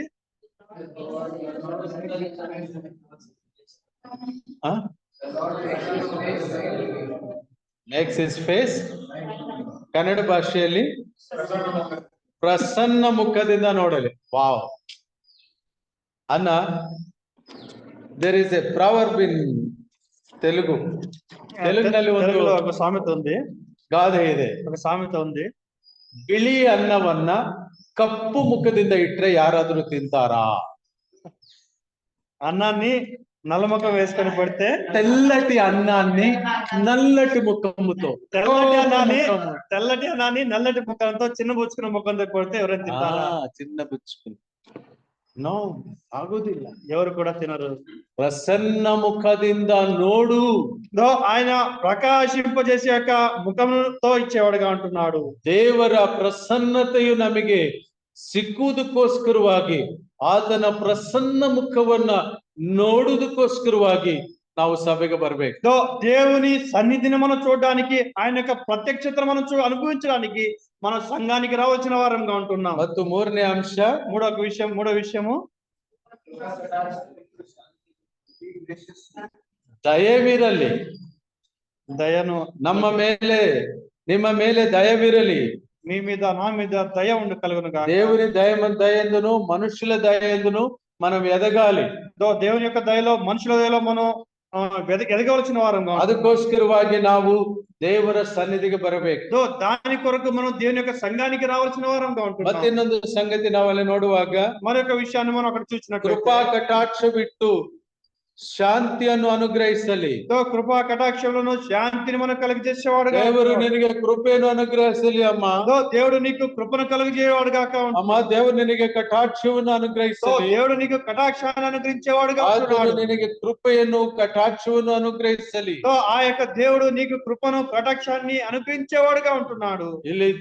ಇಲ್ಲಿ ಯಾಜಕತ್ವ ಮಾಡುವವರು, ಇಲ್ಲಿ ಸೇವಕತ್ವ ಮಾಡುವವರು, ಇಲ್ಲಿ ಬೋಧನೆ ಮಾಡುವವರು ಈ ಮನೋಭಾವದಿಂದ ಬೋಧಿಸಿ ಸಭೆಯ ಆತ್ಮಿಕ ಅಭಿವೃದ್ಧಿಗೆ ಪ್ರಯಾಸ ಪಡಬೇಕು. ఇక్కడ సేవ చేసేవారు, ఇక్కడ యాజకత్వం చేసేవారు ఈ యొక్క ఉద్దేశం కలిగి వారు బోధించి దేవుని ఆ యొక్క విశ్వాసాలను అభివృద్ధి పరిచేవారుగా ఉండాలి. ದೇವರ ಆಶೀರ್ವಾದವನ್ನು ಅವರಿಗೆ ಕಳುಹಿಸಬೇಕು, ಸಾಗಿಸಬೇಕು. ಎರಡು ಕೈಗಳನ್ನು ಚಾಚಿ ಹೃದಯ ತುಂಬಿ ಆಶೀರ್ವದಿಸಬೇಕು. దేవుని యొక్క ఆశీర్వాదాలను వారు తమ రెండు చేతులెత్తి తమ యొక్క హృదయపూర్వకంగా వారిని ఆశీర్వదించవలసిన వారుగా ఉంటున్నారు. ಕೊನೆಯದಾಗಿ ಅಲ್ಲಿ ಇನ್ನೊಂದು ಅಂಶ ಇದೆ. చివరిగా మరొక అంశం అక్కడ కనిపిస్తూ ఉన్నది. 27ನೇ ವಚನದ ಮಧ್ಯಭಾಗ 26వ వచనం లాస్ట్. ಇಸ್ರಾಯೇಲರ ಮೇಲೆ ನನ್ನ ಹೆಸರನ್ನು ಉಚ್ಚರಿಸಲಾಗಿ ನಾನು ಅವರನ್ನು ಆಶೀರ್ವದಿಸುವೆನು. ఇశ్రాయేలీయుల మీద నా నామమును ఉచ్చరించడం వల్ల నేను వారిని ఆశీర్వదించేదను. ಯೆಹೋವನ ಹೆಸರಿನಲ್ಲಿ ಆ ಯೆಹೋವನ ಹೆಸರು, ಕರ್ತನು ಹೀಗೆ ಹೇಳುತ್ತಿದ್ದಾನೆ, ಕರ್ತನಾದ ಯೇಸು ಕ್ರಿಸ್ತನು ಹೀಗೆ ಹೇಳುತ್ತಿದ್ದಾನೆಂಬುದಾಗಿ ದೇವರ ವಾಕ್ಯವನ್ನ ಹೆಚ್ಚಾಗಿ ಈ ಆತ್ಮಸ್ವರೂಪಿಯಾದ ದೇವರ ಸನ್ನಿಧಿಯಲ್ಲಿ ನಾವು ಉಚ್ಚಾರಣೆ ಮಾಡುವಾಗ ನಮಗೆ ಗೊತ್ತಿಲ್ಲದೆ ಆಶೀರ್ವಾದವು ನಮ್ಮ ಮೇಲೆ ಬರ್ತದೆ. దేవుడు చెప్తూ ఉన్నాడు, ప్రభు అయిన రక్షకుడైన యేసు క్రీస్తు చెప్తున్నాడు, ఇలాగ సెలవిస్తున్నాడు అని చెప్పేసి ఆయన యొక్క నామాన్ని సంఘంలో ఉచ్చారణ చేస్తున్నప్పుడు మనకు తెలియకుండానే దేవుని యొక్క ఆశీర్వాదం మన మీద వచ్చేదిగా ఉంటుంది. స్పష్టವಾಗಿ ಉಚ್ಚರಿಸಬೇಕು. దేవుని యొక్క నామాన్ని స్పష్టంగా మనం ఉచ్చారణ చేయవలసిన వారు. ಯೆಹೋವನ ಹೆಸರು ಯೆಹೋವ ಎಂಬುದಾಗಿ ಹೇಳುವಾಗ ಹಳೆ ಒಡಂಬಡಿಕೆಯಲ್ಲಿ ಆ ಹೆಸರನ್ನು ಬರೆಯುವಾಗ ಅದರ ಬರಹಗಾರರು 7 ಸಾರಿ ತಮ್ಮ ಕೈಗಳನ್ನ శుభ్ర ಮಾಡಿಕೊಳ್ಳುವಂತವರಾಗಿದ್ದರು. ఆ యొక్క యెహోవా నామము అని ఆ యొక్క రచయితలు రాసేటప్పుడు వారు తమ యొక్క చేతులను 7 సార్లు శుభ్రంగా కడుక్కునే వారుగా ఉంటున్నారు. ನಾವು ಆ ನಾಮವನ್ನು ಉಚ್ಚರಿಸುವಾಗ ಎಷ್ಟು ಪರಿಶುದ್ಧತೆ ನಮ್ಮಲ್ಲಿ ಇರಬೇಕು. మనం ఆ యొక్క నామాన్ని ఉచ్చారణ చేసేటప్పుడు ఎంత పరిశుద్ధంగా మనం ఉండాలి, ಎಷ್ಟು ಸ್ಪಷ್ಟವಾಗಿ ಉಚ್ಚರಿಸಬೇಕು, ఎంత స్పష్టంగా దాన్ని మనం ఉచ్చారణ చేయాలి, ಎಷ್ಟು ನೇರವಾಗಿ ಉಚ್ಚರಿಸಬೇಕು, ఎంత గంభీరంగా మనం ఆయన దాన్ని ఉచ్చారణ చేయాలి. ಆಗ ಈ 5-fold ಬ್ಲೆಸ್ಸಿಂಗ್ಸ್ ಈ ಪ್ರಕಾರವಾಗಿ ಸೇವಕತ್ವವು ಉದ್ಧಾರಕ್ಕಾಗಿ, ಆಶೀರ್ವಾದಕ್ಕಾಗಿ ಆ ದಿನದಲ್ಲಿ ಆ ಕಾಲದಲ್ಲಿ ಕೊಡಲ್ಪಟ್ಟಿತ್ತು. ఈ 5 అంతల ఆశీర్వాదము ఆ కాలంలో సేవ యొక్క ఉన్నతి కోసము ఇవ్వబడిందిగా ఉంటున్నది. నెహెమ్యా గ్రంథ 9ನೇ ಅಧ್ಯಾಯ 6ನೇ ವಚನದಲ್ಲಿ ನಾವು ನೋಡುವಾಗ, నెహెమ్యా గ్రంథము 9వ అధ్యాయం 6వ వచనం మనం చూసినట్లయితే, యెహోవన నామಕ್ಕೆ ಸ್ತೋತ್ರವಾಗಲಿ, యెహోవా నామమునకు స్తోత్రము కలుగును గాక. ಅನೇಕ ಜನರು ಭಕ್ತರು ಸೇರಿ ಆತ್ಮ ಸಂಜೀವಿನಿ, ಭಕ್ತ ಸಂಜೀವಿನಿ ಉಂಟಾದಕ್ಕೋಸ್ಕರವಾಗಿ, ಆಲಯವು ಕಟ್ಟಲ್ಪಡಲಿಕ್ಕೋಸ್ಕರವಾಗಿ ಆತನ ನಾಮದ ಉಚ್ಚಾರಣೆಯನ್ನು ಮಾಡಿದರು. అనేక మంది భక్తులు విశ్వాసులు కలిసి ఆయన యొక్క నామాన్ని హెచ్చరిస్తూ గణపరుస్తూ ఆ యొక్క సంఘాన్ని కట్టుటకు ఆయన యొక్క నామాన్ని ఇచ్చిన వారుగా ఉంటున్నారు. కీర్తನೆ 147 10ನೇ ವಚನವನ್ನು ನೋಡುವಾಗ, 147 కీర్తన 10వ వచనంలో మనం చూసినట్లయితే, ಕುದುರೆಯ ಆಳಿನ ತೊಡೆಯ ಬಲದಲ್ಲಿ ಆತನು ಆನಂದಿಸುವವನಲ್ಲ. 147 కీర్తన 10వ వచనం. నరుల కాలి సత్వయందు ఆనందించుడు, తన యందు భయభక్తులు గల వారు ఏడు, తన కృప కొరకు కనిపెట్టువారు ఏడు, యెహోవా ఆనందించువాడు. ತನ್ನ ಕೃಪೆಗಾಗಿ ಯಾರು ಕಾಯುತ್ತಿರ್ತಾರೋ ಅವರಲ್ಲಿ ದೇವರು ಆನಂದಿಸುವನಾಗಿರ್ತಾನೆ. తన కృపకు ఎవరు కనిపెట్టి ఉంటారో వారితో ఆయన ఆనందించేవాడుగా ఉంటున్నాడు. తెలుగు భాషలో ಒಂದು ಒಳ್ಳೆಯ ಹಾಡಿದೆ. తెలుగు భాషలో ఒక మంచి పాట ఉంది. గురముల నరులందలి బలమునానందించు, పాడండి. గురముల నరులందలి బలమునానందించడు, కృపకు వేడు వారిలో సంతసించు వాడని, దేవునికి స్తోత్రము గాయం మంచిది గానము చేయుటయೇ ಮೊದಲನೇ ಅಂಶದಲ್ಲೇ ನಾನಿದ್ದೇನೆ, ಆಶೀರ್ವಾದ. ಮೊದಲ ಅಂಶಂలో మేము ಆಶೀರ್ವಾದಕ್ಕೋಸ್ಕರವಾಗಿ ನಾವು ದೇವರ ಸಭೆಗೆ ಬರಬೇಕು. ಈ ಅಂಶವನ್ನ ಚೆನ್ನಾಗಿ ನಮ್ಮ ಮನದಟ್ಟು ಮಾಡಿಕೊಳ್ಳಬೇಕು. ದೇವರ ಸನ್ನಿಧಿಗೆ ಬರುವಾಗ ಈ ಸಂಗತಿಗಳಿಂದ ನಾವು ಬರಬೇಕು. దీవెనలు పొందడానికి మనం ఆయన మందిరానికి రావాల్సిన వారంగా ఉంటున్నాం. ఈ విషయాలను, ఈ సంగతిని మనం మన యొక్క మనసులో స్పష్టంగా విచారణ చేసుకుని మనం ఆయన సంఘానికి రావాల్సిన వారంగా ఉంటున్నాం. ఈ ఆశీర్వాదంలోనే third subtitle, this is called biblical analysis ಮಾಡುವಾಗ, ದೇವರ ಸತ್ಯವೇದದ ಒಂದು ವಿಶ್ಲೇಷಣೆಯಲ್ಲಿ ಮಾಡುವಾಗ ಸಂಪೂರ್ಣವಾಗಿ ನಾವು ಆ ಅಂಶವನ್ನ ಅಧ್ಯಯನ ಮಾಡಿ ತಿಳ್ಕೊಬೇಕು. ಯಾಜಕ ಕಾಂಡ ದಯಮಾಡಿ 9ನೇ ಅಧ್ಯಾಯ 23ನೇ ವಚನ ನೋಡಿ. లేవి కాండము 9ನೇ అధ్యాయ 23ನೇ వచనం. 9వ అధ్యాయము 23.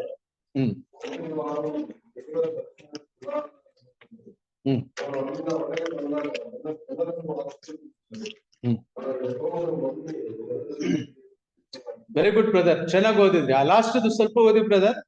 ಆಗ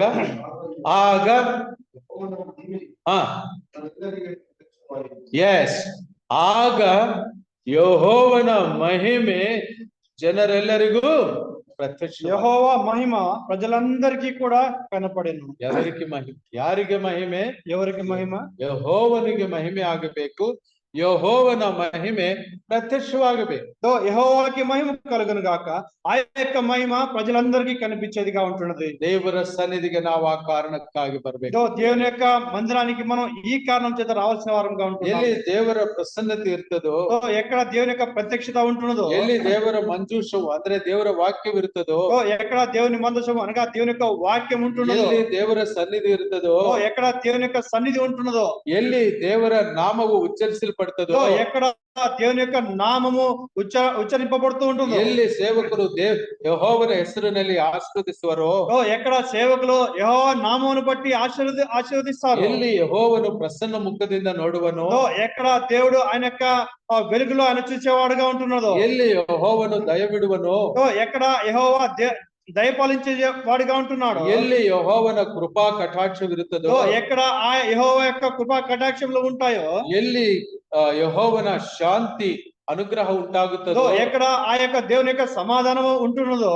ಅಲ್ಲಿ ದೇವರ ಮಹಿಮೆಯ ಸಾಕ್ಷಾತ್ಕಾರ ಇದೆ. అక్కడ దేవుని యొక్క మహిమ కనపడేదిగా You can ఉంటుంది. see the glory of God. అక్కడ దేవుని యొక్క మహిమను మనం చూడవచ్చు. You can see the honor of God. దేవుని యొక్క మహిమను మనం అక్కడ చూడవచ్చు. ಕರ್ತನಾದ ಯೇಸು ಕ್ರಿಸ್ತ ನಡೆದು ಹೋಗುವಾಗ ರಕ್ತ ಕುಸುಮ ಸ್ತ್ರೀ ಆ ಒಂದು ವಸ್ತ್ರದ ಚೆಂಗು ಕೊನೆಯನ್ನು ಮುಟ್ಟಿದಾಗ್ಲೇನೆ ప్రభావము ಹೊರಟು ಹೋಗಿತ್ತು. ఆ యొక్క రక్త స్రావం గల ఆ యొక్క స్త్రీ ఆయన యొక్క వస్త్రము చెంగును ముట్టినట్టునే ఆయనలోంచి ప్రభావం వెడలిపోయినట్టుగా మనం చూస్తూ ఉంటున్నాం. ನಿನಗೆ ಸ್ವಸ್ಥತೆಯು ಕೂಡ ಉಂಟಾಗುತ್ತದೆ ದೇವರ ಸನ್ನಿಧಿಯಲ್ಲಿ. నీకు దేవుని యొక్క సన్నిధిలో స్వస్థత కూడా కలిగేదిగా ఉంటున్నది. ನಂತರ ಹೋಗಿ ಡಾಕ್ಟರ್ಸ್ ಹತ್ರ ಟೆಸ್ಟ್ ಮಾಡಿಸಿದ್ರೆ, ಡಯಾಗ್ನೋಸ್ಟಿಕ್ ಸೆಂಟರ್ ನಲ್ಲಿ ನಿಮಗೆ ಯಾವ ಸಮಸ್ಯೆನೂ ಇಲ್ಲ, ಸ್ವಲ್ಪ ಇಂಪ್ರೂವ್ ಆಗ್ಬೋದಂತ ಹೇಳಲೂಬಹುದು. మరుక్షణమే మీరు వైద్యుల వద్దకు వెళ్ళి మీరు టెస్ట్ చేసుకున్నట్లయితే డాక్టర్స్ మీకు చెప్పొచ్చు, మీకు ఏ సమస్య లేదు, అదో సరైపోయిందిగా అని చెప్పొచ్చు. 50వ ದಿನದಲ್ಲಿ ಜನರೆಲ್ಲರೂ ಸಭೆಯಾಗಿ ಕೂಡಿ ಬರುವಾಗ ಸರಳ ಹೃದಯದಿಂದಲೂ ಪ್ರೀತಿಯಿಂದಲೂ ಅವರು ಹಂಚಿಕೊಳ್ಳುತ್ತಾ ಇರುವಂತವರಾಗಿದ್ದು.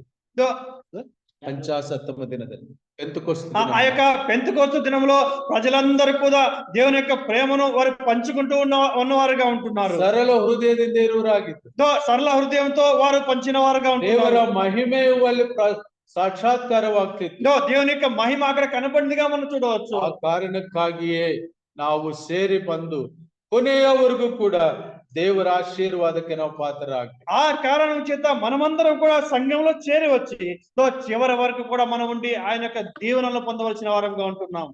ಕರ್ತನಲ್ಲಿ ಪ್ರಿಯರೇ, ప్రభు యందు ప్రియులారా, ಎಷ್ಟು ಜನ ಈಗ ಸಂದೇಶ ಮುಂದಕ್ಕೆ ಹೋಗುತ್ತೆ, ಎರಡನೇ ಅಂಶ ತಯಾರಾಗಿದ್ದೀರಿ? ఇప్పుడు ఈ యొక్క వర్తమానం ముందుకు పోయేదిగా ఉంటుంది. ఎంతమంది దీనికి సిద్ధంగా ఉంటున్నారు? ಕೆಳಗಡೆ ಒಬ್ರು ಸಹೋದರನ ನಾನು ಕೇಳಿದೆ, కింద ఒక సోదరుని నేను అడిగాను, ನೀವು ಹೋಗ್ತಾ ಇದ್ದೀರಾ ಅಂತ. మీరు పోతా ఉన్నారా అని అడిగాను. ಇಲ್ಲ, ನಾನು ಸ್ನಾಕ್ಸ್ ತರ್ತಾ ಇದ್ದೀನಿ. లేదు సార్, లేదన్నా స్నాక్స్ తెచ్చకపోతా ఉన్నా. ನಾನು ನಿಮ್ಮ ಮೈಂಡ್ ನ ಸ್ನಾಕ್ಸ್ ಕಡೆಗೆ ತಗೊಂಡು ಹೋಗ್ತಾ ಇದ್ದೀನಿ. మీ యొక్క మైండ్ ని స్నాక్స్ పక్క మీద తీసుకో. ಪರವಾಗಿಲ್ಲ, ಸ್ನಾಕ್ಸ್ ಇರ್ತವೆ, అందరికి కూడా స్నాక్స్ ఉన్నాయి. ಸ್ನಾಕ್ಸ್ ಅಣ್ಣ ಅವರು ಕೊಡಿಸ್ತಾರೆ. అంకుల్ అందరికి స్నాక్స్ ఏర్పాటు చేస్తున్నారు. ಸ್ನೇಕ್ಸ್ ಅಲ್ಲ, స్నాక్స్ కాదు, ಸ್ನಾಕ್ಸ್ ಇರ್ತವೆ. స్నాక్స్ అందరికి ఉన్నాయి. ಓಕೆ, ನಾವು ಎರಡನೇ ಅಂಶದಲ್ಲಿ రెండవ విషయానికి మనం వచ్చినప్పుడు ಬಹಳ ಮುಖ್ಯವಾದ ಸಂಗತಿ. ఇది చాలా ముఖ్యమైన విషయము. ಸಭೆಯಲ್ಲಿ ಏನು ನಡೆಯುತ್ತದೆಂಬುದಾಗಿ ನಾವು ಬರಬೇಕು ಬ್ರದರ್. సంఘంలో ఏమి జరుగుతూ ఉందని చెప్పేసి మేము రావాలి. ಏನಕ್ಕೋಸ್ಕರ ಬರಬೇಕು ಬ್ರದರ್ ನಾವು ಸಭೆಗೆ? దేని కొరకు సంఘానికి మేము రావాలి? ಯಾವ ಕಾರಣಕ್ಕಾಗಿ ಬ್ರದರ್? ఏ కారణమును బట్టి మేము సంఘానికి రావాలి? ಎಫೆಸ್ ಪತ್ರಿಕೆ 3ನೇ ಅಧ್ಯಾಯ 10-11 ವಚನವನ್ನು ದಯಮಾಡಿ ನೋಡಿ. ఎఫెసీయులకు రాసిన పత్రిక 3వ అధ్యాయము 10-11 వచనాలు దయచేసి చదవండి.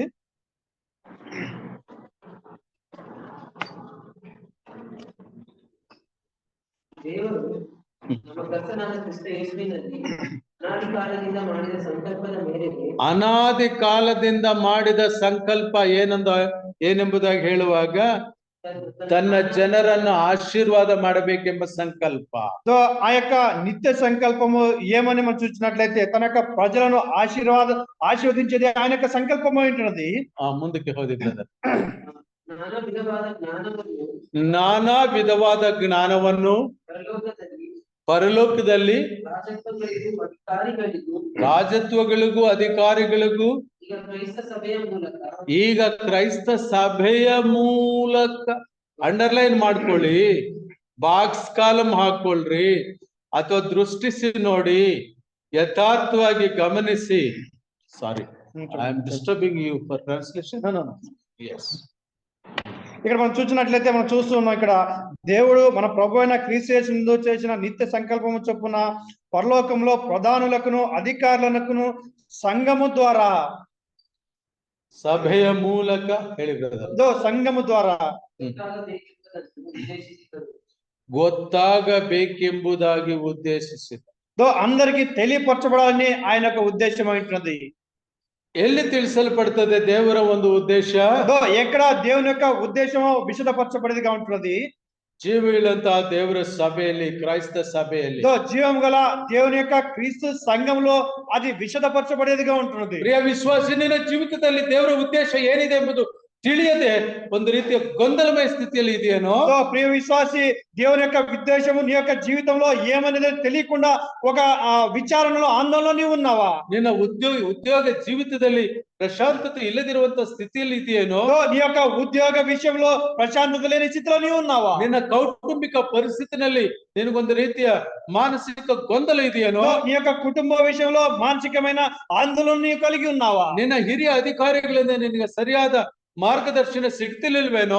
నీ యొక్క అధికారుల నుంచి నీకు సరైన మార్గదర్శకం నీకు లభించడం లేదా? ನಿನ್ನ ಕುಟುಂಬದಲ್ಲಿ ನಿನ್ನ ಯಜಮಾನ ನಿನಗೆ ನೀಡಬೇಕಾದ ಗೌರವ ನೀಡುತ್ತಾ ಇಲ್ವೇನೋ? నీ యొక్క కుటుంబంలో మీ యజమానుడు నీకు ఇవ్వాల్సిన గౌరవాన్ని ఇవ్వటం లేదా? ನಿನಗೆ ಸಿಕ್ಕಬೇಕಾಗಿರುವಂತ ಎಜುಕೇಶನ್, ನಿನಗೆ ಬರಬೇಕಾದ ರಿಸಲ್ಟ್ಸ್ ಬಂದಿಲ್ವಾ? నీకు లభించవలసిన ఆ యొక్క విద్య, నీకు లభించవలసిన ఆ యొక్క ఫలితాలు నీకు రాలేదా? ಇವೆಲ್ಲವಲ್ಲೂ ಕೂಡ ದೇವರು ಒಂದು ಉದ್ದೇಶವನ್ನು ಹೊಂದಿರ್ತಾನೆ. ఇవన్నీ విషయాల్లో కూడా దేవుడి యొక్క జీవితంలో ఒక ఉద్దేశాన్ని కలిగిన వాడుగా ఉంటాడు. ನಿನಗೆ 80% ಬರದಲೆ 68% ಬಂದಿದೆ ಅಂದ್ರೆ ನೀನು ಹೋಗುವ ಮಾರ್ಗ ಹೀಗೆ ಇರಬೇಕು ಅಂತ దేవుడు ఉద్దేశం ಮಾಡಿರ್ತಾನೆ.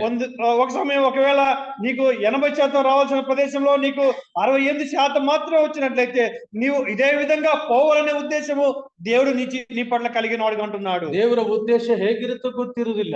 దేవుని యొక్క ఉద్దేశము ఏమైంటుందో మనకు తెలియదు. ಯಾರೋ ಮಾಡಿದ ತಪ್ಪಿನಿಂದ ಕೂಡ ನಿನಗೆ ಒಳ್ಳೇದೇ ಆಗುತ್ತದೆ.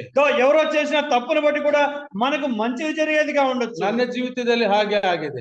అంకుల్ వారి యొక్క జీవితంలో అలా అద్భుతంగానే జరిగింది. ನಾನು ಎಕನಾಮಿಕ್ಸ್ ಸ್ಟಡಿ ಮಾಡ್ಬೇಕು ಅಂದ್ಕೊಂಡಿದ್ದೆ.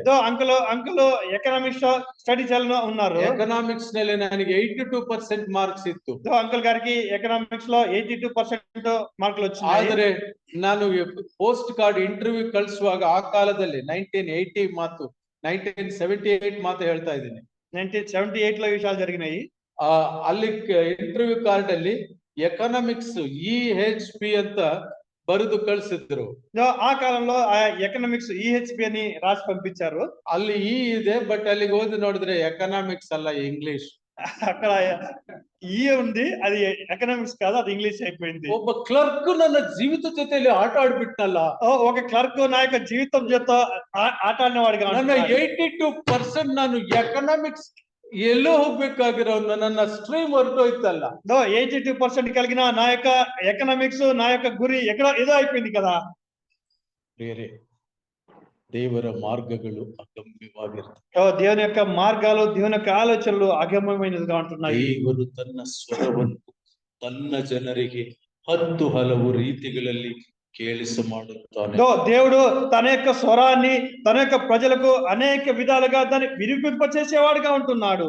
ನಮ್ಮ ತಂದೆ ಆಗ ಹೇಳಿದರು, సోదరు అంకుల్ గల తండ్రి గారు ఈ విధంగా చెప్పారు, ಸದ್ಯಕ್ಕೆ ಸೇರಿಕೋ, ನಾನು MLA ಜೊತೆ ಮಾತಾಡಿ ಇಂಗ್ಲಿಷ್ ನಿಂದ ನಿನ್ನ ಎಕನಾಮಿಕ್ಸ್ ಗೆ ಬದಲಾಯಿಸ್ತೀನಿ ಅಂತ.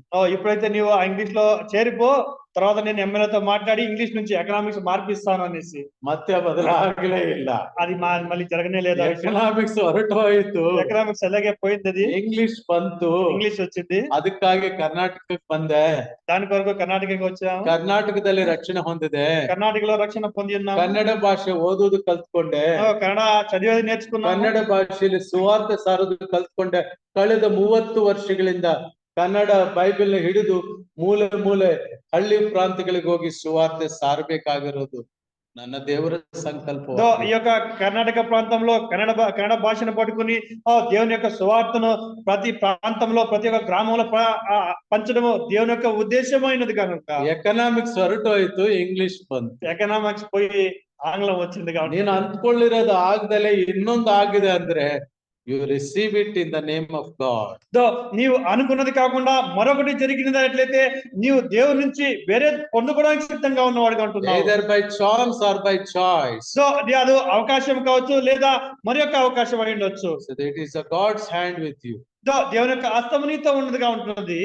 ಕ್ರಿಸ್ತನಲ್ಲಿ ಪ್ರಿಯರೇ, దేవునిలో ప్రభునందు ప్రియులారా, ನನ್ನ ಪ್ರಶ್ನೆ ಸಂದೇಶ ಪ್ರಾರಂಭ ಮಾಡೋದಕ್ಕೆ ಹಿಂದೆ ಇದ್ದದ್ದು ಒಂದು ಚಿಕ್ಕ ಪ್ರಶ್ನೆ, ನಾವ್ ಯಾಕೆ ಸಭೆಗೆ ಬರ್ಬೇಕು? ఈ యొక్క వర్తమాన ప్రారంభంలో ఒక చిన్న ప్రశ్న, మనం ఎందుకు సంఘానికి రావాలి? ಪ್ರಶ್ನೆ ಚಿಕ್ಕದು, ప్రశ్న చాలా చిన్నదే. ಪ್ರತ್ಯುತ್ತರವು ನೀವು ಚೆನ್ನಾಗಿ ಕೊಟ್ರಿ, సమాధానం కూడా మీరు చాలా బాగా ఇచ్చినారు. ಆದ್ರೆ ನನ್ನ ದೇವರು ಕೊಟ್ಟಿರುವಂತ ಸಂದೇಶ ತುಂಬಾ ಎಲಾಬರೇಟ್ ಇದೆ. అయితే మన దేవుడు ఇచ్చిన ఈ యొక్క సందేశము అది చాలా చాలా పెద్దదిగా ఉంది. అపోస్తల కృత్యಗಳು 18వ అధ్యాయ 1-4 వచనం. అపోస్తల కార్యాలు 18వ అధ్యాయము మొదటి 4 వచనాలు. ಕ್ಲೌದಿಯ ಚಕ್ರವರ್ತಿ ಇಟಾಲಿಯ ದೇಶದಲ್ಲಿರುವವರನ್ನ ತಕ್ಷಣ ಎಲ್ಲರೂ ನಿಮ್ಮ ಊರುಗಳಿಗೆ ಹೋಗಬೇಕು ಯಹೋದ್ಯರು ಎಂಬುದಾಗಿ ರಾಜಾಜ್ಞೆ ಆಗಿರುವುದನ್ನ ನಾವು ಆ ವಾಕ್ಯ ಭಾಗದಲ್ಲಿ ಕಾಣ್ತೇವೆ. ಇಲ್ಲಿ ಅರಸನ ಒಂದು ಆಜ್ಞೆ ಆಗಿದೆ. ರಾಜು యొక్క ఆజ్ఞ రాజు యొక్క ఆజ్ఞ అయినది. ఆ యొక్క క్లౌదియా యొక్క రాజు ఈ విధంగా సెలవిస్తూ వచ్చినాడు యూదులందరికీ కూడా. అటు తర్వాత పౌలు ఏథెన్స్ నుండి బయలుదేరి కొరింథునకు వచ్చి పొంతు వంశీయుడైన అకుల అను ఒక యూదుని అతని భార్య అయిన ప్రిస్కిలను కనుగొని వారి వద్దకు వెళ్ళెను. యూదులందరూ రోమా విడిచి వెళ్లిపోలని క్లౌదియా చక్రవర్తి ఆజ్ఞాపించినందున వారు ఇటలీ నుండి కొత్తగా వచ్చిన వారు వృత్తికి డేరాలు కుట్టువారు. పౌలు అదే వృత్తి గలవాడు కనుక వారితో కాపురముండెను. వారు కలిసి పని చేయుచుండేది. అతడు ప్రతి విశ్రాంతి దినమున సమాజ మందిరంలో తర్కించుచు యూదులను గ్రీసు దేశులను ఒప్పించుచు ఉండెను. నిన్న స్థలము షిఫ్ట్ ఆಗುವ సందర్భ, మీ యొక్క ఆ యొక్క ప్రదేశము అది షిఫ్ట్ అయ్యే యొక్క సందర్భం ಆಗಲೇಬೇಕಾಗುತ್ತದೆ. అక్కడ నుంచి అది బదిలీకృతం చేయవలసిందిగా ఉంటుంది. అకుల ప్రిస్కిల్లలు ಆ ರೋಮಾಪುರದಿಂದ ಅವರು ಶಿಫ್ಟ್ ಆಗದಿದ್ದರೆ, ఈ యొక్క అకుల మరియు ప్రిస్కిల్ల వారిద్దరు కూడా ఆ యొక్క రోమా నుంచి వారు షిఫ్ట్ కాకుండా ఉన్నట్లయితే కొరింథದಲ್ಲಿ సభೆయు బలపడిసల్పడಲಿಕ್ಕೆ ಆಗುತ್ತಿರಲಿಲ್ಲ. ఆ యొక్క కొరింథులో సంఘము బలపరచబడేది కాకుండా ఉండవచ్చు. ನಾವು ಅಲ್ಲಿ ನೋಡ್ತೇವೆ. ಮೊದಲ ಕೊರಿಂಥ 16:15. మనం మొదటి కొరింథీ 16:15 వచ్చిన చూడొచ్చు. రోమాపుర 16:3-4.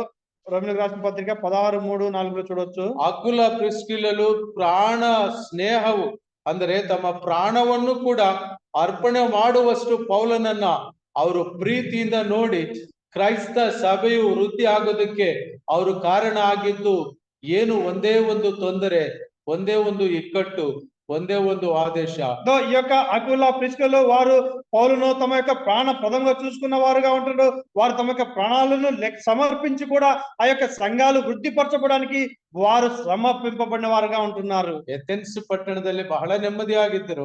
వారు ఏథెన్స్ పట్టణంలో చాలా సమాధానం కలిగిన వారుగా ఉన్నారు. ಏಥೆನ್ಸ್ ಎಂಬುದಾಗಿ ಹೇಳುವಾಗ ఏథెన్స్ అని చెప్పబడినప్పుడు ಅಲ್ಲಿ ಒಂದು ದೇವತೆ ಉಂಟು, అక్కడ ఒక దేవత ఉన్నది. ಆಕೆ ಹೆಸರು ಆಫ್ರೋಡೈಟ್. దాని పేరు ఆఫ్రోడైట్ అనేసి. ಆಫ್ರೋಡೈಟ್ ಅಂದ್ರೆ ಏನು? ఆఫ్రోడైట్ అంటే ఏంది? ಕಾಮದೇವತೆ. అది కామదేవతగా పిలువబడేది. ಆ ಹೆಸರಿನಿಂದಲೇನೆ ಆಫ್ರೋಡೈಸಿಯಾಕ್ ಫುಡ್ ಅಂತ ಬೇರೆ ಬಂದಿರೋದು. ఆ పేరు నుంచే ఆఫ్రోడైసియా ఫుడ్ అని అది వచ్చిందిగా ఉంటున్నది. ಆಫ್ರೋಡೈಟ್ ಪ್ರಭಾವದಿಂದ ಅನೇಕರು ದಾರಿ ತಪ್ಪುತ್ತಿದ್ರು ಯವನಸ್ಥರು. ఆ యొక్క ఆఫ్రోడైట్ ఆ యొక్క ప్రభావం వల్ల అనేక మంది యవనస్తులు దారి తప్పిన వారుగా ఉంటున్నారు. ಆ ಸ್ಥಳದಲ್ಲಿ ಇದ್ದರು ಅಕುಲ ಪ್ರಿಸ್ಕಿಲ್ಲರು ಮತ್ತು ಅವರು ಈ ಗುಡಾರಗಳನ್ನ ನೇಯುವ ಪೌಲನ ಕಸಬಿನವರಾಗಿದ್ದರು. ಅವರು ಬಹಳ ವೃದ್ಧಿ ಆಗಿದ್ದರು. వారు ఆ స్థలంలో ఉండిన వారుగా ఉంటున్నారు. పౌలుతో కలిసి గుడారాలను చేస్తూ వారు చాలా అభివృద్ధి చెందిన వారుగా ఉంటున్నారు. ಆದ್ರೆ ದೇವರ ಉದ್ದೇಶ ಇತ್ತು. అయితే దేవుని యొక్క ఉద్దేశం వారి ದೇವರ ಉದ್ದೇಶ ಈಡೇರಬೇಕು. దేవుని యొక్క ఉద్దేశం నెరవేర్చబడాలి. ದೇವರ ಉದ್ದೇಶ ಈಡೇರಬೇಕಾದ್ರೆ దేవుని యొక్క ఉద్దేశం నెరవేర్చబడాలంటే ಅಕುಲ ಪ್ರಿಸ್ಕಿಲ್ಲರು ಕೊರಿಂತಿಗೆ ಬರಬೇಕು. అకుల ప్రిస్కిల్లా వారు కొరింథీ పట్టణానికి రావాల్సిన వారుగా ఉంటున్నారు. ಈಗ ನನಗೆ ನೀವು ಆನ್ಸರ್ ಹೇಳಿ. ఇప్పుడు మీరు మాకు సమాధానం ఇవ్వండి. ಇದ್ದೀರಾ ಎಲ್ಲರೂ ಇಲ್ಲೇ? అందరు ఇక్కడే ఉన్నారా? ಸಿಸ್ಟರ್ಸ್ ಅಂಡ್ ಬ್ರದರ್ಸ್, సహోదరులారా, ಅಲ್ಲ ಇದ್ದೀರಾ? అందరు ఇక్కడే ఉన్నారా? ಒಂದೇ ಒಂದು ಪ್ರಶ್ನೆ. ఒకే ఒక ప్రశ్న. ಅಕುಲ ಪ್ರಿಸ್ಕಿಲ್ಲಲು ಕೊರಿಂತಿಗೆ ಬದಲಾಯಿಸಲ್ಪಡೋದಕ್ಕೆ ಕಾರಣ ಯಾರು? ఈ యొక్క అకుల మరియు ప్రిస్కిల్లాలు కొరింథీ పట్టణానికి రావడానికి కారణం ఎవరు? ఎస్ బ్రదర్, ದೇವರೇ ಕರೆಕ್ಟ್ ಅನ್ನ, you are right, correct brother. క్లౌది చక్రవర్తి అల్ల. ఇక్కడ వాక్య భాగంలో రాసినట్లు ఆ యొక్క క్లౌది చక్రవర్తి కాదు గాని ಕ್ಲೌದಿ ಚಕ್ರವರ್ತಿಯ ಮೂಲಕವಾಗಿ ಕ್ಲೌದಿ ಚಕ್ರವರ್ತಿಯ ద్వారా ಕ್ಲೌದಿ ನೀನ್ ಆರ್ಡರ್ ಪಾಸ್ ಮಾಡು, ಅವ್ರು ನನ್ನ ಜನ ಯೋಧರು, ಆದ್ರೆ ಅವ್ರು ಹೊರಗಡೆ ಹೋಗ್ಬೇಕು. వారికి నీవు ఆజ్ఞాపించు, వారు ఈ పట్టణం విడిచి బయటికి వెళ్ళాలి అనేసి ఆదేశ కొట్టింది యారు? ఆజ్ఞాపించింది ఎవరు? క్లౌదియ చక్రవర్తి. క్లౌదియ చక్రవర్తి. ఆ చక్రవర్తికి ఆదేశం కొట్టిదెవరు యారు? ఆ చక్రవర్తికి ఆజ్ఞాపించింది ఎవరు? మన దేవుడు. ಶಿವಪ್ರಸಾದ್ ರಿಟೈರ್ ಆದ್ಮೇಲೆ ತುಮಕೂರಲ್ಲಿ ಇರಬಾರ್ದು, ಗೆಟ್ ಔಟ್ ಟು ಬ್ಯಾಂಗ್ಳೂರ್ ಅಂತ ಆ ದೇವರು ಒಂದು ಆದೇಶ ಏನಾದ್ರು ಗವರ್ನರ್ ಇಂದ ಬಂದ್ರೆ ಶಿವಪ್ರಸಾದ್ ಏನ್ ಮಾಡ್ಬೇಕು? దేవుడి నుంచి అంకుల్ గారికి ఒక ఆజ్ఞ రావచ్చు. ಎಕ್ಸಾಂಪಲ್ ಉದಾಹರಣೆ, ಉದಾಹರಣೆగా అందరూ ಯಾರು ರಿಟೈರ್ ಆಗ್ತಾರೋ ಅವರೆಲ್ಲ ಅವ್ರ ಪ್ಲೇಸ್ ನಿಂದ ಬೇರೆ ಕಡೆಗೆ ಹೋಗ್ಬೇಕು. ఎవరు రిటైర్ అవుతారో వారందరూ కూడా వారి యొక్క ప్రదేశాల విడిచి వేరే దగ్గరికి పోవాల్సిన వారుగా ఉంటున్నారు. ಗೊತ್ತಿಲ್ಲ ಏನಾಗುತ್ತೋ, మనకు తెలియదు అది ఏం జరిగేదిగా ఉంటుందో. ಆದ್ರೆ ಗವರ್ಮೆಂಟ್ ಆರ್ಡರ್ ಏನಿದೆ ಅಂದ್ರೆ, అయితే ప్రభుత్వం యొక్క ఆజ్ఞ ఏంటంటే KCSR ಪ್ರಕಾರ, KCSR ప్రకారంగా ರಿಟೈರ್ ಆಗಿರೋರು 4 ವರ್ಷ ಹೆಡ್ ಕ್ವಾರ್ಟರ್ಸ್ ದಾಟಿ ಹೋಗ್ಬಾರ್ದು. రిటైర్ అయిన తర్వాత 4 సంవత్సరాలు హెడ్ క్వార్టర్స్ దాటి పోకూడదు. We do not know how God works. దేవుని యొక్క చిత్తము, దేవుని యొక్క పని ఏదో చెప్తా మనకు తెలియదు. ಅದನ್ನು ಬದಲಾಯಿಸಬಹುದು. దాన్ని కూడా దేవుడు మార్పు చేయవచ్చు. ತನ್ನ ಉದ್ದೇಶವನ್ನ ತಿಳಿದುಕೊಳ್ಳೋದಕ್ಕೋಸ್ಕರವಾಗಿ ನಾವು ಸಭೆಗೆ ಹಾಜರಾಗಬೇಕು. ఆయన యొక్క ఉద్దేశము మన యొక్క జీవితంలో ఏమైందో దాన్ని తెలుసుకోవడానికి మన సంఘానికి రావాల్సిన వారంగా ఉంటున్నాం. సంక్షిప్తವಾಗಿ ಎರಡನೇ ಅಂಶವನ್ನು ಮುಗಿಸ್ತೇನೆ. చాలా చిన్నదిగా క్లుప్తంగా ఈ యొక్క రెండవ అంశాన్ని ముగించినాను. ನನಗೆ ಸಮಯ ಎಷ್ಟೋ ಗೊತ್ತಿಲ್ಲ, ಮರ್ತು ಹೋಗಿದ್ದೀನಿ. ಓಕೆ ಮೂರನೇ ಅಂಶಕ್ಕೆ ಈಗ ಹೋಗೋದಕ್ಕಿಂತ ಮುಂಚೆ, మూడో విషయానికి పోయేదానికి ముందర ಮತ್ತೊಂದು ಪ್ರಶ್ನೆ ನಾನು ನಿಮ್ಮನ್ನ ಕೇಳಲಿಕ್ಕೆ ಇಷ್ಟಪಡ್ತೀನಿ. మరొక ప్రశ్న నేను మీకు ఇవ్వడానికి సిద్ధపడుతూ ఉన్నాను.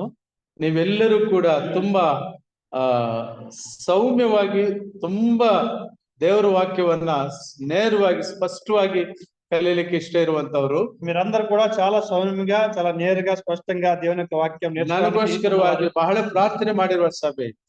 మా కొరకు, అంకుల్ గారి కొరకు చాలా ప్రార్థన చేసిన సంఘం ఇది. ಚಿಕ್ಕ ಸಭೆಯಾಗಿ ಇರುವ ಸಂದರ್ಭದಲ್ಲಿ ಕೂಡ ನಾನು ಬರುತ್ತಿದ್ದೆ. ఈ సంఘం చిన్నదిగా ఉన్నప్పుడు అంకుల్ గారు వచ్చినారు. ಈ ಸಭೆಯು ಒಂದೊಂದು ಇಟ್ಟಿಗೆಯನ್ನು ಆ ಗೋಡೆಯ ಆ ಒಂದೊಂದು ಆ ಕಲ್ಲನ್ನು ಆ ಪೇಂಟ್ ಅನ್ನು ಕೇಳುವಾಗ ಅದು ಆನ್ಸರ್ ಹೇಳುತ್ತೆ. ಇದರ ಹಿಂದೆ ಕಣ್ಣೀರು ಇದೆ, ಇದರ ಹಿಂದೆ ಪರಿಶ್ರಮ ಇದೆ, ಇದರ ಹಿಂದೆ ప్రయాస ಇದೆ. ఆ యొక్క సంఘం యొక్క చిన్న రాయిని ఆ యొక్క పెయింట్ ని గోడను అడిగినట్లయితే దాన్ని చెప్తూ ఉంటుంది. దీని వెనక చాలా ప్రయాస, చాలా ప్రార్థన, చాలా కన్నీరు ఉన్నదిగా ఉంటున్నది. ದೇವರು ಕೈ ಬಿಡುವವನಲ್ಲ. దేవుడు చేయి విడిచిపెట్టేవాడు కాదు. ಆತನ ಮಾರ್ಗಗಳು ಬಹಳ ಅಗಮ್ಯವಾಗಿರುವಂತದ್ದು. ఆయన యొక్క మార్గాలు అది చాలా అగమ్యమైనదిగా ఉంటున్నవి. ನಾವು ಕೇಳುವುದಕ್ಕಿಂತಲೂ ಊಹಿಸುವುದಕ್ಕಿಂತಲೂ ಹೆಚ್ಚಾಗಿ ನೀಡುವ ದೇವರು. మనం అడిగే వాటికన్నిటినో యోచించే వాటికన్నిటినో అధికంగా ఆయన ఇచ్చేవాడుగా ఉంటున్నాడు. తన ఉద్దేశమే అಷ್ಟು. ఆయన యొక్క ఉద్దేశమే అదే ఉంటుంది. ತನ್ನ ಹೆಸರಿನಲ್ಲೇ ಸೇರಿ ಬಂದಿರುವ ಪ್ರತಿ ಒಬ್ಬೊಬ್ಬರ ವಿಷಯದಲ್ಲಿ ದೇವರು ಆಸಕ್ತಿಯುಳ್ಳವರಾಗಿದ್ದಾರೆ. ఆయన యొక్క నామములో చేరి వచ్చిన ప్రతి ఒక్కరిని బట్టి ఆయన ఆసక్తి గలవాడుగా ఉంటున్నాడు. ಆತ್ಮ ಸಂಬಂಧವಾಗ ಮಂದಿರವಾಗಿ ಕಟ್ಟಲ್ಪಡಬೇಕೆಂಬುದಾಗಿ ಪೇತ್ರನ ಮೊದಲನೇ ಪತ್ರಿಕೆ 2ನೇ ಅಧ್ಯಾಯದಲ್ಲಿ ಹೇಳಲ್ಪಟ್ಟಿರುವಂತೆ ನಾವು ಆತ್ಮ ಸಂಬಂಧವಾದ ಮಂದಿರವಾಗಿ ಕಟ್ಟಲ್ಪಡ್ತಾ ಇದ್ದೇವೆ. పేతురు పత్రికలో రాయబడినట్టుగా మనం అందరం కూడా ఆత్మ సంబంధమైన సంఘముగా కట్టబడాలని ఆయన ఉద్దేశంగా ఉంటుంది. ಒಂದೊಂದು ಸಿಮೆಂಟ್, ಒಂದೊಂದು ಇಟ್ಟಿಗೆಗೂ ಪ್ರೀತಿ ಎಂಬ ಕ್ರಿಸ್ತನ ಪ್ರೀತಿ ಎಂಬ ಆ ಸಿಮೆಂಟಿಂಗ್ ಫೋರ್ಸ್ ನಿಂದ ಕಟ್ಟಲ್ಪಟ್ಟಿರುವಂತ ಆ ಆತ್ಮೀಯ ಮಂದಿರವಾಗಿ ಕಟ್ಟಲ್ಪಡ್ತಾ ಇದೆ. ప్రతి ఒక్క వీటికి వేయబడిన యొక్క సిమెంట్ వలె ప్రతి ఒక్క విశ్వాసికి మధ్య దేవుని యొక్క ప్రేమ యొక్క ఇది ఆ యొక్క మాటలు ఆ యొక్క విశ్వాసము దానితో యొక్క సంఘం కట్టబడిగా ఉంటుంది. క్రీస్తుನಲ್ಲಿ ప్రియರೇ, ప్రభునందు ప్రియులారా, ಅಪೊಸ್ತಲನಾದ ಪೌಲನು ತಿಮೋತಿಗೆ ಬರೆಯುತ್ತಾ, అపోస్తలుడైన పౌలు తిమోతికి రాస్తా, ನಾನು ಬರುವುದು ತಡವಾದರೂ నేను నా యొక్క రాకడ ఆలస్యమైతే ಜೀವ ಸ್ವರೂಪನಾದ ದೇವರ ಮನೆಯಲ್ಲಿ, జీవ స్వరూపుడైన ఆ యొక్క దేవుని సంఘములో, ಜೀವ ಸ್ವರೂಪನಾದ ದೇವರ ಸಭೆಯಲ್ಲಿ, సజీవుడైన ఆ యొక్క దేవుని యొక్క సంఘములో, ಅಲ್ಲಿ 2 ಶಬ್ದಗಳನ್ನು ಉಪಯೋಗಿಸ್ತಾರೆ ಪೌಲನು. అక్కడ 2 శబ్దాలను 2 స్వరాలను ఉపయోగించాడు. ದೇವರ ಮನೆ, దేవుని ఇల్లు, ದೇವರ ಸಭೆ, దేవుని యొక్క సంఘము, ಜೀವ ಸ್ವರೂಪನಾದ ದೇವರ ಸಭೆ, జీవ స్వరూపుడైన దేవుని యొక్క సంఘముగా, and is a living God. ఆయన ప్రేమించేవాడు. ಜೀವ ಸ್ವರೂಪನಾದ ದೇವರ ಒಂದು ಮಂದಿರದಲ್ಲಿ, జీవ స్వరూపుడైన దేవుని యొక్క ఇంటిలో ಜನರು ಹೇಗೆ ನಡೆದುಕೊಳ್ಳಬೇಕು, ప్రజలు ఏ విధంగా వాళ్ళు ఉండాలా ನೀನು ಅವರಿಗೆ ಬೋಧಿಸು. నీ వారికి బోధన ಆ ಸಭೆಯು, ఆ సంఘము ಸತ್ಯಕ್ಕೆ ಸ್ತಂಭವು, అది సత్యానికి ఒక స్తంభముగా ఉండాలి. ఆ సంఘము ಸತ್ಯಕ್ಕೆ ಆಧಾರವು, ఆ ఒక సత్యానికి ఆధారముగా ಆ ఉండాలి. ಕೊನೆಯಲ್ಲಿ ಇದ್ದಾಗ, ఆ మూల ఉన్నప్పుడు ಒಬ್ಬರು ಯಾರಾದ್ರೂ ಕೇಳಿದಾಗ, ఒకరు ఎవరైనా అడిగినప్పుడు ಆ ಡೆಡ್ ಎಂಡಿಗೆ ಹೋಗಿ ಅಲ್ಲಿ ನಿಮ್ಗೆ ಸಮಾಧಾನ ಸಿಗುತ್ತದೆ. ఆ చివరికి వెళ్ళండి, మీకు అక్కడ సమాధానం ಆ దొరుకుతుంది. ಡೆಡ್ ಎಂಡಿಗೆ ಹೋಗಿ ನಿಮಗೆ ದೇವರೊಂದಿಗೆ ಸಂಧಾನ ಆಗುತ್ತದೆ. ఆ చివరికి మీరు వెళ్ళండి, మీకు దేవునితో ಆ సమాధానం ಡೆಡ್ ಎಂಡಿಗೆ ಹೋಗಿ ನಿಮಗೆ ಸಹಾಯ ಸಿಗುತ್ತದೆ. ఆ చివరికి వెళ్ళండి, మీకు సహాయం దొరికేదిగా ಜೀವ ఉంటుంది. ಸ್ವರೂಪನಾದ ದೇವರ ಮನೆಯಲ್ಲಿ ನಡೆದುಕೊಳ್ಳಬೇಕು. జీవం గల దేవుని యొక్క సంఘంలో ఇది జరగవలసిందిగా ఉంటున్నది. ಯೆಹೋವ ದೇವರು ಮೋಶೆಗೆ ಒಂದು ಪ್ರಶ್ನೆ ಹೇಳ್ತಾರೆ. యెహోవా దేవుడు మోషేకు ఒక ప్రశ్నను అడిగిన వాడుగా ఉంటున్నాడు. మోషే, ನಿನ್ನ ಬದುಕಿನ ಚರಮ ದಶೆ, ನಿನ್ನ ಕನಾನು ದೇಶಕ್ಕೆ ಪ್ರವೇಶ ಮಾಡಲಾರ. నీ యొక్క జీవితం యొక్క చివరి దశలో నీవు ఇంకా ఆ యొక్క కనాను దేశానికి ప్రవేశం చేయలేవు. ಲಕ್ಷೋಪಲಕ್ಷ ಜನರನ್ನ ಇಸ್ರಾಯೇಲ್ ಪ್ರಜೆಯನ್ನ ಆತನು ಕನಾನು ದೇಶಕ್ಕೆ ನಡೆಸುವಾಗ ಆ ಮೋಶೆ ಮಾತ್ರ ಪ್ರವೇಶ ಆಗ್ಲಿಕ್ಕೆ ಆಗುದಿಲ್ಲ. ನೆಬೋ ಬೆಟ್ಟವನ್ನ ಹತ್ತಿ ಆ ಪ್ರಾಂತವನ್ನು ನೋಡಬೇಕಾಗುತ್ತದಷ್ಟೇ. లక్షల మంది ఆ యొక్క ఇశ్రాయేలును నడిపించి ఆ యొక్క కనాను దేశానికి ప్రవేశించడానికి ఆయన కారణమయ్యాడు. కానీ ఆ యొక్క నెబో పర్వతం ఎక్కి ఆయన అక్కడి నుంచి ఆ యొక్క కనాను చూచిన వాడుగా ఉంటున్నాడు. ಅಲ್ಲಿಗೆ ಪ್ರವೇಶಿಸ್ಲಿಕ್ಕೆ ಆಗುದಿಲ್ಲ. అయితే అక్కడ ప్రవేశించడానికి మోషే వల్ల కాలేకపోయింది. ಆದರೆ అయితే ಆ ಒಂದು ದ್ವಂದ್ವ ಸ್ಥಿತಿನಲ್ಲಿ, ఆ యొక్క ద్వంద్వ స్థితిలో, ಆ ಒಂದು ಬೇಸರದ ಸ್ಥಿತಿಯಲ್ಲಿ, ఆ యొక్క విసిగిపోయిన స్థితిలో, ಆ ಮೋಶೆಯ ಅಂತ್ಯ ಸ್ಥಿತಿನಲ್ಲಿ, ఆ యొక్క మోషే చివరి దశలో ದೇವರು 3 ಹಂತಗಳ ಸಂದೇಶಗಳನ್ನು ಇಸ್ರಾಯೇಲ್ ಪ್ರಜೆಗೆ ಮೋಶೆ ಮೂಲಕ ಕಳಿಸಿಕೊಟ್ಟು, దేవుడు 3 విధాలైన ఆ యొక్క అంశాలను మోషే ద్వారా పంపించిన వాడుగా ఉంటున్నాడు. ಆಗ ಮೋಶೆ ಸಂತೋಷವಾಗಿ ದೇವರ ಮನೋಭಾವವನ್ನು ಇಸ್ರಾಯೇಲ್ ಜನರಿಗೆ ಬೋಧಿಸಿ ಹೇಳುತ್ತಾರೆ. అప్పుడు మోషే సంతోషముగా ఆ దేవుని యొక్క ఆలోచనలను ఆ యొక్క ఇశ్రాయేలుకు పంపించిన వాడుగా ఉంటున్నాడు. ಆ ಕೊನೆಯ ಹಂತದ ಒಂದು ಸಂದರ್ಭದಲ್ಲಿ ఆ యొక్క చివరి యొక్క సందర్భంలో ನಾವು ಸಭೆಗೆ ಏನಕ್ಕೆ ಬರಬೇಕೆಂಬುದಾಗಿ ಹೇಳುವಾಗ మనం సంఘానికి ఎందుకు రావాలని మనం చెప్పినప్పుడు ದೇವರೊಂದಿಗೆ ನಡೆಯುವುದಕ್ಕೆ దేవునితో నడవడానికి ಅನೇಕ ಕಾರಣಗಳುಂಟು, అనేక కారణాలు ఉన్నాయి. ಆದ್ರೆ ನನ್ನ ಸಂದೇಶಕ್ಕೆ అయితే ఈ యొక్క వర్తమానానికి 3 ಸಂಗತಿಗಳನ್ನು ಮಾತ್ರ ನಾನು ಆರಿಸಿಕೊಂಡಿದ್ದೇನೆ. 3 విషయాలను మాత్రం మేమెంచుకున్నాం. ಮೊದಲನೇದಾಗಿ ಆಶೀರ್ವಾದ ಹೊಂದುವುದಕ್ಕಾಗಿ, మొదటిగా ఆశీర్వాదాలు పొందడానికి, ಎರಡನೇದಾಗಿ రెండవదిగా ನಾವು ದೇವರ ಉದ್ದೇಶವನ್ನ ನಮ್ಮ ಜೀವಿತದಲ್ಲಿ ಏನೆಂಬುದು ತಿಳಿದುಕೊಳ್ಳುವುದಕ್ಕಾಗಿ, దేవుని యొక్క ఉద్దేశము మన యొక్క జీవితంలో ఏమైందో తెలుసుకోవడానికి, ಮೂರನೇದಾಗಿ మూడవదిగా ದೇವರೊಂದಿಗೆ ನಡೆಯುವುದಕ್ಕೋಸ್ಕರವಾಗಿ, దేవునితో నడవడానికి. ಆ ವಾಕ್ಯದ ಆಧಾರವಾಗಿ ನಾವು ಧರ್ಮೋಪದೇಶ ಕಾಂಡ 32ನೇ ಅಧ್ಯಾಯ 10-11 ವಚನಗಳನ್ನು ನೋಡೋಣ. పరిశుద్ధ గ్రంథం యొక్క ఆధారం ప్రకారం మనం ద్వితీయోపదేశ కాండము 32వ అధ్యాయము అతను శూన్యము 10-11 ಆಗಿರುವ ಮರಳು 32 ಕಂಡು ಪರಾಮರಿಸಿ ಪ್ರೀತಿಯಿಂದ ಆವರಿಸಿಕೊಂಡು ಕಣ್ಣು ತುದಿನಂತೆ ಕಾಪಾಡಿತು. ಅದ್ಭುತನ ಮರಿಗಳನ್ನು ಭೂಮಿನೊಳಗಿಂದ ಹೊರಡಿಸಿ ಅವರ ಬಳಿಯಲ್ಲಿ ಹಾರಾಡುವಂತೆ ಯೆಹೋವನು ತನ್ನ ರೆಕ್ಕೆಗಳನ್ನು ಚಾಚಿ ಇಸ್ರಾಯೇಲರನ್ನು ಆದುಕೊಂಡನು. అరణ్య ప్రదేశంలోను భీకర ధ్వనిగల పాడని ఎడారిలోను వాని కనుగొని ఆవరించి పరామర్శించి తన కనుపాపను వలె వారిని కాపాడెను. పక్షిరాజు తన గూడు రేపి తన పిల్లలపైన అల్లాడుచు రెక్కలు చాపుకొని వాటిని పట్టుకొని తన రెక్కల మీద వాటిని మోయినట్లు యెహోవా వానిని నడిపించెను. ಯೆಹೋವ ಅವರನ್ನು ನಡೆಸಿದನು. యెహోవా వారిని నడిపించెను. ಅಮ್ಮ ಇಲ್ಲಿ ನೋಡಿ, ವಾಕ್ಯನ ನೋಡ್ರಿ, ಈ ಕಡೆನೂ ಗಮನ ಇರ್ಲಿ, ಯಾಕಂದ್ರೆ ಸಂದೇಶ ಸಂಪೂರ್ಣ ಹೃದಯಕ್ಕೆ ಹೋಗ್ಬೇಕು, ಎಲ್ಲೋ ಸ್ಟ್ರಕ್ ಆಗ್ಬಾರ್ದು, సంపూర్ణంగా హృదయంలోకి ಸ್ಟಾಪ್ ಆಗ್ಬಾರ್ದು, ఎక్కడ ಬ್ರೇಕ್ ಆಗ್ಬಾರ್ದು, ಮುಂದಕ್ಕೆ ಪಾಸ್ ಆಗ್ಬೇಕು. ಅದರ ಬಗ್ಗೆ ಪುನರ್ನಮನ ಮಾಡ್ಕೊಳ್ತಾ ಇರ್ಬೇಕು. ದೇವರ ಆತ್ಮ ನಮ್ಮನ್ನು ನಡೆಸ್ತಾನೆ. దేవుని యొక్క ఆత్మ మనల్ని నడిపించేదిగా ఉంటుంది. ఇశ్రాయేలు ప్రజలు ಅವರನ್ನು ನಡೆಸುವಾಗ, వారిని నడిపిస్తూ ఉన్నప్పుడు ದೇವರು ಅವರನ್ನ ಹೇಗೆ ನಡೆಸಿದನು ಗೊತ್ತೇ? దేవుడు వారిని ఏ విధంగా నడిపించాడో తెలుసా? ಅವರು ಇಸ್ರಾಯೇಲು ಜನರು ಐಗುಪ್ತದಿಂದ ಹೊರಗಡೆ ಬರುವಾಗ ನಾಯಿಗಳು ಬೊಗಳುವುದಕ್ಕೂ ಕೂಡ ದೇವರು ಬಿಡದೆ ಆ ನಾಯಿಗಳ ನಾಲಿಗೆಗಳನ್ನ బంధించుదురు. ఆ యొక్క ఇశ్రాయేలు ప్రజలు ఆ యొక్క ఐగుప్తు నుంచి బయటకు వచ్చేప్పుడు ఆ యొక్క కుక్కల మొరుగుటకు కూడా ఇష్టపడకుండా ఆ యొక్క కుక్కల యొక్క నోటిని ఆయన బంధించిన వాడుగా ఉంటున్నాడు. రాత్రి వేళೆ ಅವರಿಗೆ అగ్ని స్తంభము, రాత్రి సమయంలో వారికి అగ్ని స్తంభం లాగా, ಹಗಲಿನಲ್ಲಿ పగటి పూట ಅವರಿಗೆ ಮೇಘ ಸ್తంಭವು, వారికి మేఘ స్తంభం లాగా, ದೇವರು ಕೊಡುವ ఏసీ, దేవుడు వారికి చల్లని వాతావరణంగా, ಹಾಗೇ ಚೆನ್ನಾಗಿದೆ, అలాగే చల్లటి వాతావరణంలో ಬಹಳ ಚೆನ್ನಾಗಿ ನಡೆಸ್ತಿದ್ರು. చాలా బాగా వారిని నడిపించినారు. ತಾಯಿ ಮಕ್ಕಳನ್ನ ಹೇಗೆ ನಡೆಸ್ತಾರೆ ನೋಡಿ. తల్లి తన యొక్క పిల్లలను ఏ విధంగా నడిపిస్తుందో. ನಿಮ್ ಮಕ್ಳಿಗೆ ಇವಾಗ ಕೇಳ್ತಿರೋದೆಲ್ಲ ಏನ್ ಗೊತ್ತಾ? మీ పిల్లలు ఇప్పుడు అడిగేది ఏం తెలుసా? ಮ್ಯಾಗಿ ತಿನ್ನಬೇಕು. మ్యాగీ అడుగుతా ఉండొచ్చు. ಅವರು ತಿನ್ನೋದು ಈಗೆಲ್ಲ ಫ್ಯಾಷನ್ ಫುಡ್, ಜಂಕ್ ಫುಡ್. వారు ఇప్పుడు తినేది చాలా fashion food, junk food.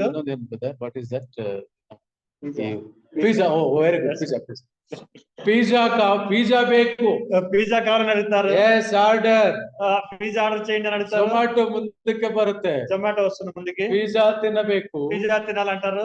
Maggi తినಬೇಕು, మ్యాగీ తినాలంటారు. ಎಲ್ಲ ಜಂಕ್ ಫುಡ್, అన్ని జంక్ ఫుడ్ ಎಲ್ಲ టేస్టీ, అది కూడా నోటికి రుచి అనేది అడుగుతారు. Special KFC. ఇంకా చూస్తే KFC కూడా వాళ్ళు అడిగారు. ಏನು ಕಷ್ಟ ಇಲ್ಲದಲೇ ಸಿಗಬೇಕು ಫುಡ್. ఏ కష్టం లేకుండా ఆహారం దొరకాలని ప్రయత్నిస్తారు. ಬಹಳ ಚೆನ್ನಾಗಿ ಸಿಸ್ಟರ್ಸ್, ತಾಯಂದಿರು ಬಹಳ ಪ್ರೀತಿ ಮಕ್ಕಳಿಗೆ. తల్లులకు వాళ్ళ పిల్లలు అంటే చాలా ప్రేమ. ಅಷ್ಟು ಪ್ರೀತಿಯಾಗಿ ನೋಡ್ಕೊಳ್ತೀರಾ, ನಿಮ್ಮ ಮಕ್ಕಳುಗಳಿಗೆ ದೇವರು ಹಾರುವ ಅನುಭವ ಕೊಡೋದಕ್ಕೆ ಅವರನ್ನ గూడు ఎబ్బిస్తారు. మీరు అంత ప్రేమగా మీరు చూసుకున్నట్లయితే ఆ యొక్క ఎగిరే యొక్క పక్షుల వలె ఆ యొక్క గూడుని దేవుడు రేపేవాడుగా ఉంటున్నాడు. ఆ గూడు ఎబ్బిಸುವ స్థితి ದೇವರು ನಡೆಸುತ್ತಾನೆ. ఆగ ఎచ్చర ప్రియ సహోదర సహోదరి. దో ఆ యొక్క గూడును రేపి ఆ యొక్క పిల్లలు అల్లాడుచుండగా దేవుడు అప్పుడు వారిని నడిపించేవాడుగా ఉంటున్నాడు. ಆ ನಡೆಸುವಿಕೆ ಹೇಗಾಗಬೇಕು ಅನ್ನುವ ಅನುಭವ, ಅದರ ಒಂದು ಪರಿಜ್ಞಾನ ಜೀವಯುಳ್ಳ ಸಭೆಯಲ್ಲಿ ಪ್ರತಿಯೊಬ್ಬ ಯವನ ಸ್ತ್ರೀಗೂ ಗೊತ್ತಾಗಬೇಕು. తో ఆ యొక్క నడిపింపు ఏ విధంగా అవ్వాలనేసి ఈ యొక్క జీవం గల సంఘంలో ప్రతి ఒక్క యవనస్తురాలకు ఇది తెలియపరచబడాలని దేవుడు చెల్లిస్తూ ఉంటున్నాడు. ಒಬ್ಬರು ಸಹೋದರರು ಹಿಂದೆ ಇದ್ರು, ಅವರಿಗೆ ಕ್ರಿಸ್ತನಲ್ಲಿ ನಿಂತು ಹೊಂದಿದ್ದಾರೆ. ఒక సహోదరులు ఉన్నారు, వారు ఇప్పుడు ప్రభువులో నిద్రించిన వారు ఉన్నారు. 8 years ಬ್ಯಾಕ್ ಇಂದಿರಾನಗರ್ ಅಲ್ಲಿ ಒಂದು ಕಡೆ ಊಟ ಇತ್ತು. ನಾನು ಮುಗಿಸ್ಕೊಂಡು ಮೆಜೆಸ್ಟಿಕ್ ಗೆ ಡ್ರಾಪ್ ಮಾಡ್ಬೇಕು. ಆಗ ಬರುವಾಗ ಎಲ್ಲ junk food, shoe, tie, coat ಹಾಕೊಂಡಿರೋರು ಪ್ಲೇಟ್ ಇಟ್ಕೊಂಡು ನಿಂತ್ಕೊಂಡಿದ್ದಾರೆ. ಅವನೆಲ್ಲ ದೋಸೆ ಹಾಕ್ತಿದ್ದಾನೆ, ಪಾನಿಪುರಿ ಮಾಡ್ತಾ ಇದ್ದಾನೆ, ಎಲ್ಲ ಕ್ಯೂನಲ್ಲಿ నింతిದ್ದಾರೆ. 8 సంవత్సరాల వెనుక అంకుల్ గారు ఇందిరానగర్ లో ఒక కూట ముగికొని మెజిస్టిక్ పోవాల్సిన సందర్భంలో అక్కడ ఒక ఈ విధంగా జరిగింది. మంచిగా టై, కోట్, షూట్ వేసుకొని వారు సర్వీస్ చేస్తున్నారు. పానీపూరి ಸರ್ವಿಸ್ ಕ್ಯೂರಲ್ಲಿ ಇದ್ದಾರೆ, క్యూలో ఉన్నారు. పానీపూరి తినడానికి క్యూలో ఉన్నారు. టై, షూట్ ನಾನು ಬ್ರದರ್ನ ಕೇಳಿದೆ, ಬ್ರದರ್ ಬೆಂಗಳೂರಿನಲ್ಲಿ ಯಾಕೆ ಈ ಬಡತನ, ಭಿಕ್ಷುಕರ ತರ ನಿಂತಿದ್ದಾರೆ ಎಲ್ಲ, ಇವರೆಲ್ಲ ಮಾಡರ್ನ್ ಭಿಕ್ಷುಕರು. కోటు సూట్ వేసుకొని పానీపూరిల ముందు వారు అడుగు తినే వారిలాగా నిలబడి ఉన్నారు కదా. ಮಾಡರ್ನ್ ಭಿಕ್ಷುಕರು. మీరందరూ కూడా మోడర్న్ అడుగు తినే ಮನೆಗಳಲ್ಲಿ ಊಟ ಇಲ್ಲ, ఇంట్లో భోజనం లేదా, ಯಾರೋ ಇಡೋ ಫುಡ್, ఎవరో ఇచ్చే ఆహారం కొరకు ಅವ್ನು ಹಿಂಗಂದು ಹಿಂಗ ಹಾಕಿದ್ರು ಅದು ಫುಡ್ಡೇ. వారు ఇట్లనే కూడా ఆ చెమట దాంట్లో పండి కూడా అది ఆహారమే. ಹಿಂಗಂದ್ರು ಫುಡ್ಡೇ. ఇట్లనే కూడా అది ఆహారంగా ಇನ್ನ ಹೆಂಗೆಂಗೋ ಎಲ್ಲೆಲ್ಲೋ ಹೋದ್ರು ಫುಡ್ಡೇ. అది ఏ విధమైన కూడా ఆహారమే. ಆಗ ಬ್ರದರ್ ಹೇಳಿದ್ರು ನನಗೆ, అప్పుడు ఆ సోదరు చెప్పారు మాకు, ಬಡತನ ಅಲ್ಲ ಬ್ರದರ್, ఇది పేదరికం కాదు సోదరా. ಬೆಂಗಳೂರಿನಲ್ಲಿ ಬಹುತೇಕ ಜನ ನೈಟ್ ಊಟ ಮಾಡಲ್ಲ. చాలా మంది బెంగళూరు పట్టణంలో రాత్రి భోజనం చేసేవారు కాదు. ನೀವೆಲ್ಲ ಬಿಡ್ರಿ, ನೀವೆಲ್ಲ ಭಾರಿ ಹೊರಟರು, మీరందరూ ದೂರ ಇದ್ದೀರಾ ಬೆಂಗಳೂರಿಗೆ. మీరు కాదు, మీరందరూ బెంగళూరు చాలా దూరంగా ఉన్నారు, ಯಲಹಂಕದಲ್ಲಿ ಇದ್ದೀರಾ. తెలంగాణలో ఉన్నారు. ಆಗ ಅವರು ಹೇಳಿದ್ರು, అప్పుడు ఆ సోదరుడు అన్నాడు, ಅವರೆಲ್ಲ ರಿಚೆಸ್ಟ್ ಪೀಪಲ್. వారందరూ కూడా చాలా ధనవంతులే. ರಿಚೆಸ್ಟ್ ಪೀಪಲ್ ನ ಪಾವರ್ಟಿ ಗಮನಿಸಿ. ఆ యొక్క ధనవంతుల యొక్క పేదరికం మీరు గమనించండి. ಎಷ್ಟು ವಿಚಿತ್ರವಾಗಿದೆಯಲ್ಲ. అది ఎంత విచిత్రంగా ఉన్నది. ಅದಕ್ಕೆ ದೇವರು ಒಂದು ಉದಾಹರಣೆಯನ್ನು ಕೊಡ್ತಾರೆ. దానికి దేవుడు ఒక ఉదాహరణ ఇచ్చేవాడు. మోషే ನೀನು ಅವರಿಗೆ ಹೇಳು, నీవు వారికి చెప్పు, ನೀನು ನೆಬೋ ಬೆಟ್ಟವನ್ನು ಹತ್ತಿ ನೋಡ್ತೀನಿ, నీవు ఆ నెబాతు పర్వతం ఎక్కి ಕನಾನು ಪ್ರವೇಶಿಸುವುದಿಲ್ಲ, నీవు కనాను ప్రవేశం ಸ್ಟ್ರಾಂಗ್ ಫೌಂಡೇಶನ್ ಬೇಕು, వారికి స్థిరమైన పునాది కావాలి. ಅರಣ್ಯದಲ್ಲಿರುವ ಸಭೆಯಾಗಿ ಅವರು ಸೇರ್ತಾರೆ, అరణ్యంలో ఉండవలసిన సంఘంగా వారు చేర్చబడాలి. ದೇವದರ್ಶನದ ಗುಡಾರದಲ್ಲಿ ಬರ್ತಾರೆ, దేవుని యొక్క దర్శనపు యొక్క గుడారంలో వారు చేర్చబడాలి. ಯಜ್ಞಗಳನ್ನು ಅರ್ಪಣೆ ಮಾಡಕ್ ಬರ್ತಾರೆ, వారు బలిని అర్పించడానికి ಅವರ ಜೀವನ ಶೈಲಿని ಅವರು ಕಲಿಸಬೇಕು. వారికి జీవన శైలిని ಅವರಿಗೆ ಹೇಳು, ನಾನು ಆಶೀರ್ವಾದ ಮಾಡ್ತೇನೆ. వారికి చెప్పు, నేను వారిని ఆశీర్వదిస్తాను. ಅವರಿಗೆ ಹೇಳು, ನಾನು ಉದ್ದೇಶವನ್ನು ತಿಳಿಸ್ತೇನೆ. వారికి చెప్పు, నా యొక్క ಅವರಿಗೆ ಹೇಳು, ನಾನು ನಡೆಸ್ತೇನೆ. వారికి చెప్పు, నేను వారిని నడిపిస్తాను అనేసి. ಆ ನಡೆಸುವಿಕೆಯಲ್ಲಿ ಆ ಪಕ್ಷಿರಾಜು, తెలుగుನಲ್ಲಿ ಒಳ್ಳೆ ఆ యొక్క నడిపింపులో ఆ యొక్క పక్షిరాజు ఏం చేస్తాడు చూడండి. ಹತ್ತು ಎಂಬುದಾಗಿ ಹೇಳುವಾಗ ఆ యొక్క పక్షిరాజు అని చూసినప్పుడు ಅದರ ಸ್ಪೆಷಾಲಿಟಿ ಏನು ಗೊತ್ತೇ? దాని యొక్క ప్రత్యేకత ఏంటని మనం చూసినట్లయితే, మనుష్యರ ಹಾಗೆ ಅದಕ್ಕೆ 70 years ఏజ్. మనుషుల్లాగే దానికి కూడా 70 సంవత్సరాల వయసు ఉంది. 50 years ಗೆ ಅದರ ಉಗುರುಗಳೆಲ್ಲ ಮುದುಡ್ಕೊಳ್ತವೆ. 50 సంవత్సరాలు వచ్చే టైంకి దాని యొక్క గోర్లన్నీ కూడా అవి ముదిరిపోతాయి. ಮೂಗು ಸೊಟ್ಟೆ ಆಗೋಗ್ಬಿಡ್ತದೆ. ఆ యొక్క ముక్కు కూడా అది చాలా వంకరగా పోయేదిగా ఉంది. ರೆಕ್ಕೆಗಳು ಹಾರ್ಲಿಕ್ಕೆ ಆಗೋದಿಲ್ಲ, ಅವು ಶಕ್ತಿಯಾಗಿ ಬಂದು గుండెಗೆ ఎదెಗೆ ಹೊಡಿತಿರ್ತದೆ. ఆ యొక్క రెక్కలు కూడా ఎగరడానికి సాధ్యం కానంతగా గుండెకి హత్తుకుని పోయి ఉంటాయి. ಆಗ ಆ ಹದ್ದು ಏನು ಮಾಡುತ್ತದಂದ್ರೆ, అక్కడ ఆ యొక్క గద్ద ఏం చేసేదిగా ఉందంటే, ದೂರ ಒಂದು ಬೆಟ್ಟಕ್ಕೆ ಹೋಗುತ್ತೆ. దూరంగా ఉన్న కొండపైకి పోయేదిగా ఉంది. ఆ ಬೆಟ್ಟಕ್ಕೆ ಹೋಗಿ ఆ కొండపైకి వెళ్ళి ತನ್ನ ಮೂಗನ್ನ, తన ముక్కుని ಕಲ್ಲಿಗೆ ಹೊಡೆದು ఆ యొక్క రాయితో దాన్ని కొడుతూ వస్తుంది. ಆ ಮೂಗನ್ನ ಕಳಿಸಿ ಹೋಗುವ ಹಾಗೆ ಮಾಡ್ಕೊಳ್ಳುತ್ತೆ. ఆ యొక్క ముక్కు విరిగిపోయే విధంగా అది చేస్తూ వస్తున్నది. ಹೊಸ ಮೂಗು ಬರುತ್ತದೆ, కొత్త ముక్కు దానికి వచ్చేదిగా ఉంటుంది. ಹೊಸ ಮೂಗು ಬರುತ್ತದೆ, కొత్త ముక్కు దానికి వచ్చేదిగా ఉంది. ಅದರ ಉಗುರುಗಳನ್ನ, ಕಾಲು ಉಗುರುಗಳನ್ನ ಕಿತ್ತಾಕೊಳ್ಳುತ್ತೆ. ఆ యొక్క దానితో తన యొక్క కాలి గోర్లను అది పెరికి వేసేదిగా ఉంటున్నది. ಮತ್ತು ಅದರ ರೆಕ್ಕೆ ಪುಕ್ಕಗಳನ್ನು ಕಿತ್ತು ಹಾಕೊಳ್ಳುತ್ತೆ. ఆ యొక్క రెక్కలకున్న ఈకలన్నీ కూడా అది పెరికి పారే స్థితిగా ఉంటున్నది. ಆಗ ಅದಕ್ಕೆ ಹೊಸ ಯೌವನ ಬರುತ್ತೆ. అప్పుడు దానికి కొత్త యవ్వనము లభించేదిగా ఉన్నది. ಕೀರ್ತನ 103:5 ವಚನ. 103వ కీర్తన 5వ వచనంలో మనం చూడవచ్చు. ಕೀರ್ತನೆ 103:5. 103వ కీర్తన 5వ వచనం. ನಾವಲ್ಲಿ ನೋಡುವಾಗ మనమందరం చూసినప్పుడు ಹದ್ದಿಗೆ ಬರುವಂತೆ పక్షిరాజు యవ్వనము వలె ఆ. నీ యవ్వనము కొత్తదాగుచుండునట్లు మేలుతో నీ హృదయమును తృప్తిపరచుచున్నాడు. ಪ್ರಿಯನೇ, ಇದು ನಿನಗೆ ದೇವರು ನೀಡುವ ಆಶೀರ್ವಾದ. ఇదో ఇదో ప్రియులారా, దేవుడు ఇది నీకు ఇచ్చే ఆశీర్వాదంగా ఉన్నది. ಒಂದು ವೇಳೆ ನಿನಗೆ ಬ್ಯಾಕ್ ಪೇನ್ ಇರಬಹುದು, ఒకవేళ నీకు ఆ యొక్క వెన్నుకు సంబంధించిన సమస్య నీకు ಒಂದು ఉండొచ్చు. ವೇಳೆ ಡಯಾಬಿಟಿಕ್ ಆಗಿರ್ಬೋದು, ఒకవేళ నీకు షుగర్ కి సంబంధించిన సమస్య ఉండొచ్చు. ಒಂದು ವೇಳೆ ಮಧ್ಯ ವಯಸ್ಸು ಆಗಿರ್ಬೋದು, ఒకవేళ నడి వయసుకి సంబంధించిన సమస్య ఉండొచ్చు. ಆದರೂ ದೇವರು ನಿನಗೆ ಯೌವನವನ್ನು ಬರಮಾಡುತ್ತಾನೆ. అయితే అయినా కూడా దేవుడు నీకు యవ్వనాన్ని ఇచ్చేవాడుగా ఉంటున్నాడు. ಯೌವನವನ್ನ ದೇವರು ನಿನಗೆ ನೀಡುವನಾಗಿದ್ದಾನೆ. యవ్వనాన్ని దేవుడు నీకు ఇచ్చేవాడుగా ఉంటున్నాడు. ಕನ್ನಡ ಭಾಷೆಯಲ್ಲಿ ಓದಿ. దయచేసి కన్నడలో చదవండి ఈ విషయాన్ని. ಹತ್ತಿಗೆ ಬರುವಂತೆ ನಿನಗೆ ಯೌವನವನ್ನು ತಿರುಗಿ ಬರಮಾಡುತ್ತಾನೆ.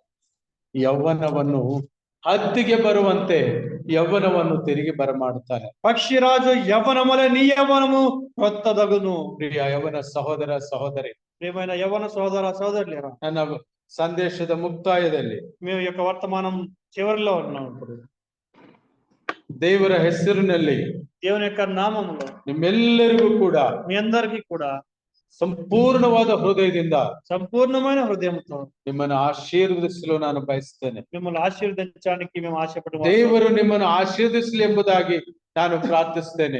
దేవుడు మిమ్మల్ని ఆశీర్వదించను కాక అని మేము ప్రార్థిస్తున్నాం. ದೇವರು ನಿಮಗೆ ಕೃಪಾ ಕಟಾಕ್ಷವನ್ನಿಟ್ಟು ಪ್ರಸನ್ನ ಮುಖದಿಂದ ನೋಡಲಿ ಎಂಬುದಾಗಿ ಪ್ರಾರ್ಥಿಸ್ತೇನೆ. దేవుడు మీకు తన యొక్క కృపా కటాక్షం నుంచి తన యొక్క ప్రత్యక్షతను ద్వారా మిమ్మల్ని చూచేవాడుగా ఉంటే మేము ఆశపడుతూ ಆದರೆ ఉంటాం. ಒಂದು ಪ್ರಶ್ನೆ, అయితే ఒక ప్రశ్న, ಆತನ ಸನ್ನಿಧಿಯಲ್ಲಿ ಯಥಾರ್ಥವಾಗಿ ಕಾಣಿಸ್ಕೋ. అయితే ఆయన యొక్క సన్నిధిలో యథార్థం మనం కనిపించవలసిన వారం కాదు. ನಟನೆ ಮಾಡಬೇಡ, నటన చేసేవారం కాక ನಿನ್ನ యథార్థ స్థితి ఒప్పుకో. మన యొక్క యథార్థ స్థితిని మనం ದೇವರು ನಾನು ಇರೋದು ಹೀಗೆ, ప్రభువా నేనుండేది ఇలాగే. ದೇವರು ನಿನಗೆ ಸ್ನೇಹಿತನ ತರ ಹೇಳ್ತಿದ್ದ, ఆయన నీకు ఒక స్నేహితుడిగా చెప్తూ ఉంటున్నాడు. ಹಾಗಾಗಿ ನಾನು ಆಶೀರ್ವಾದ ಮಾಡಿ అప్పుడు ఆయన ఆశీర్వాదం చేసేవాడుగా ఉంటున్నాడు. ನನ್ನನ್ನು ನಡೆಸು, నన్ను నడిపించు. ದೇವರೇ ನಿನ್ನನ್ನು ನಡೆಸು, దేవుడా నన్ను నడిపించు. ನಿನ್ನ ಉದ್ದೇಶವನ್ನು ತಿಳಿಸು. నీ యొక్క ఉద్దేశం తెలియపరచు. ದೇವರನ್ನು ನಾವು ಬೇಡಿಕೊಳ್ಳೋಣ. దేవుడిని మనం అడిగే వారంగా. ಪ್ರಶ್ನೆ ಚಿಕ್ಕದು, ప్రశ్న చాలా చిన్నదే. ಯಾಕೆ ನಾವು ದೇವರ ಸಭೆಗೆ ಬರ್ಬೇಕು? ఎందుకు మనం దేవుని సంఘానికి రావాల్సిన వారు? ದೇವರು ಕೊಟ್ಟ ಉತ್ತರ దేవుడిచ్చే సమాధానం ಈ 3 ಅಂಶಗಳಲ್ಲಿ ఈ యొక్క 3 అంశాల ద్వారా ನಾವು ದೇವರ ಸಭೆಗೆ మనం దేవుని యొక్క సంఘానికి ಯಾವಾಗಲೂ ತಪ್ಪದೆ ಕೂಡಿ ಬರುತ್ತಾ ఎప్పుడు తప్పకుండా సంఘానికి చేరి వస్తూ ಆತನ ಸನ್ನಿಧಿಯನ್ನು ನಾವು ಅನುಭವಿಸ್ತಾ ఆయన యొక్క సన్నిధి మనం అనుభవిస్తూ ಆತನ ಉದ್ದೇಶವನ್ನು ತಿಳ್ಕೊಳ್ಳುತ್ತಾ ఆయన యొక్క ఉద్దేశాలను మనం తెలుసుకుంటూ ಈ ಸಭೆಯಲ್ಲಿ ಆತನ ಮಹಿಮೆ ಪ್ರದರ್ಶನ ಆಗುವ ಹಾಗೆ, ಪ್ರತ್ಯಕ್ಷ ಆಗುವ ಹಾಗೆ ದೇವರು ತಾನೇ ఈ సంఘంలో ఆయన యొక్క మహిమ ప్రత్యక్షత అయ్యేదాకా దేవుడి యొక్క మాటలను ఆస్వాదించుగా.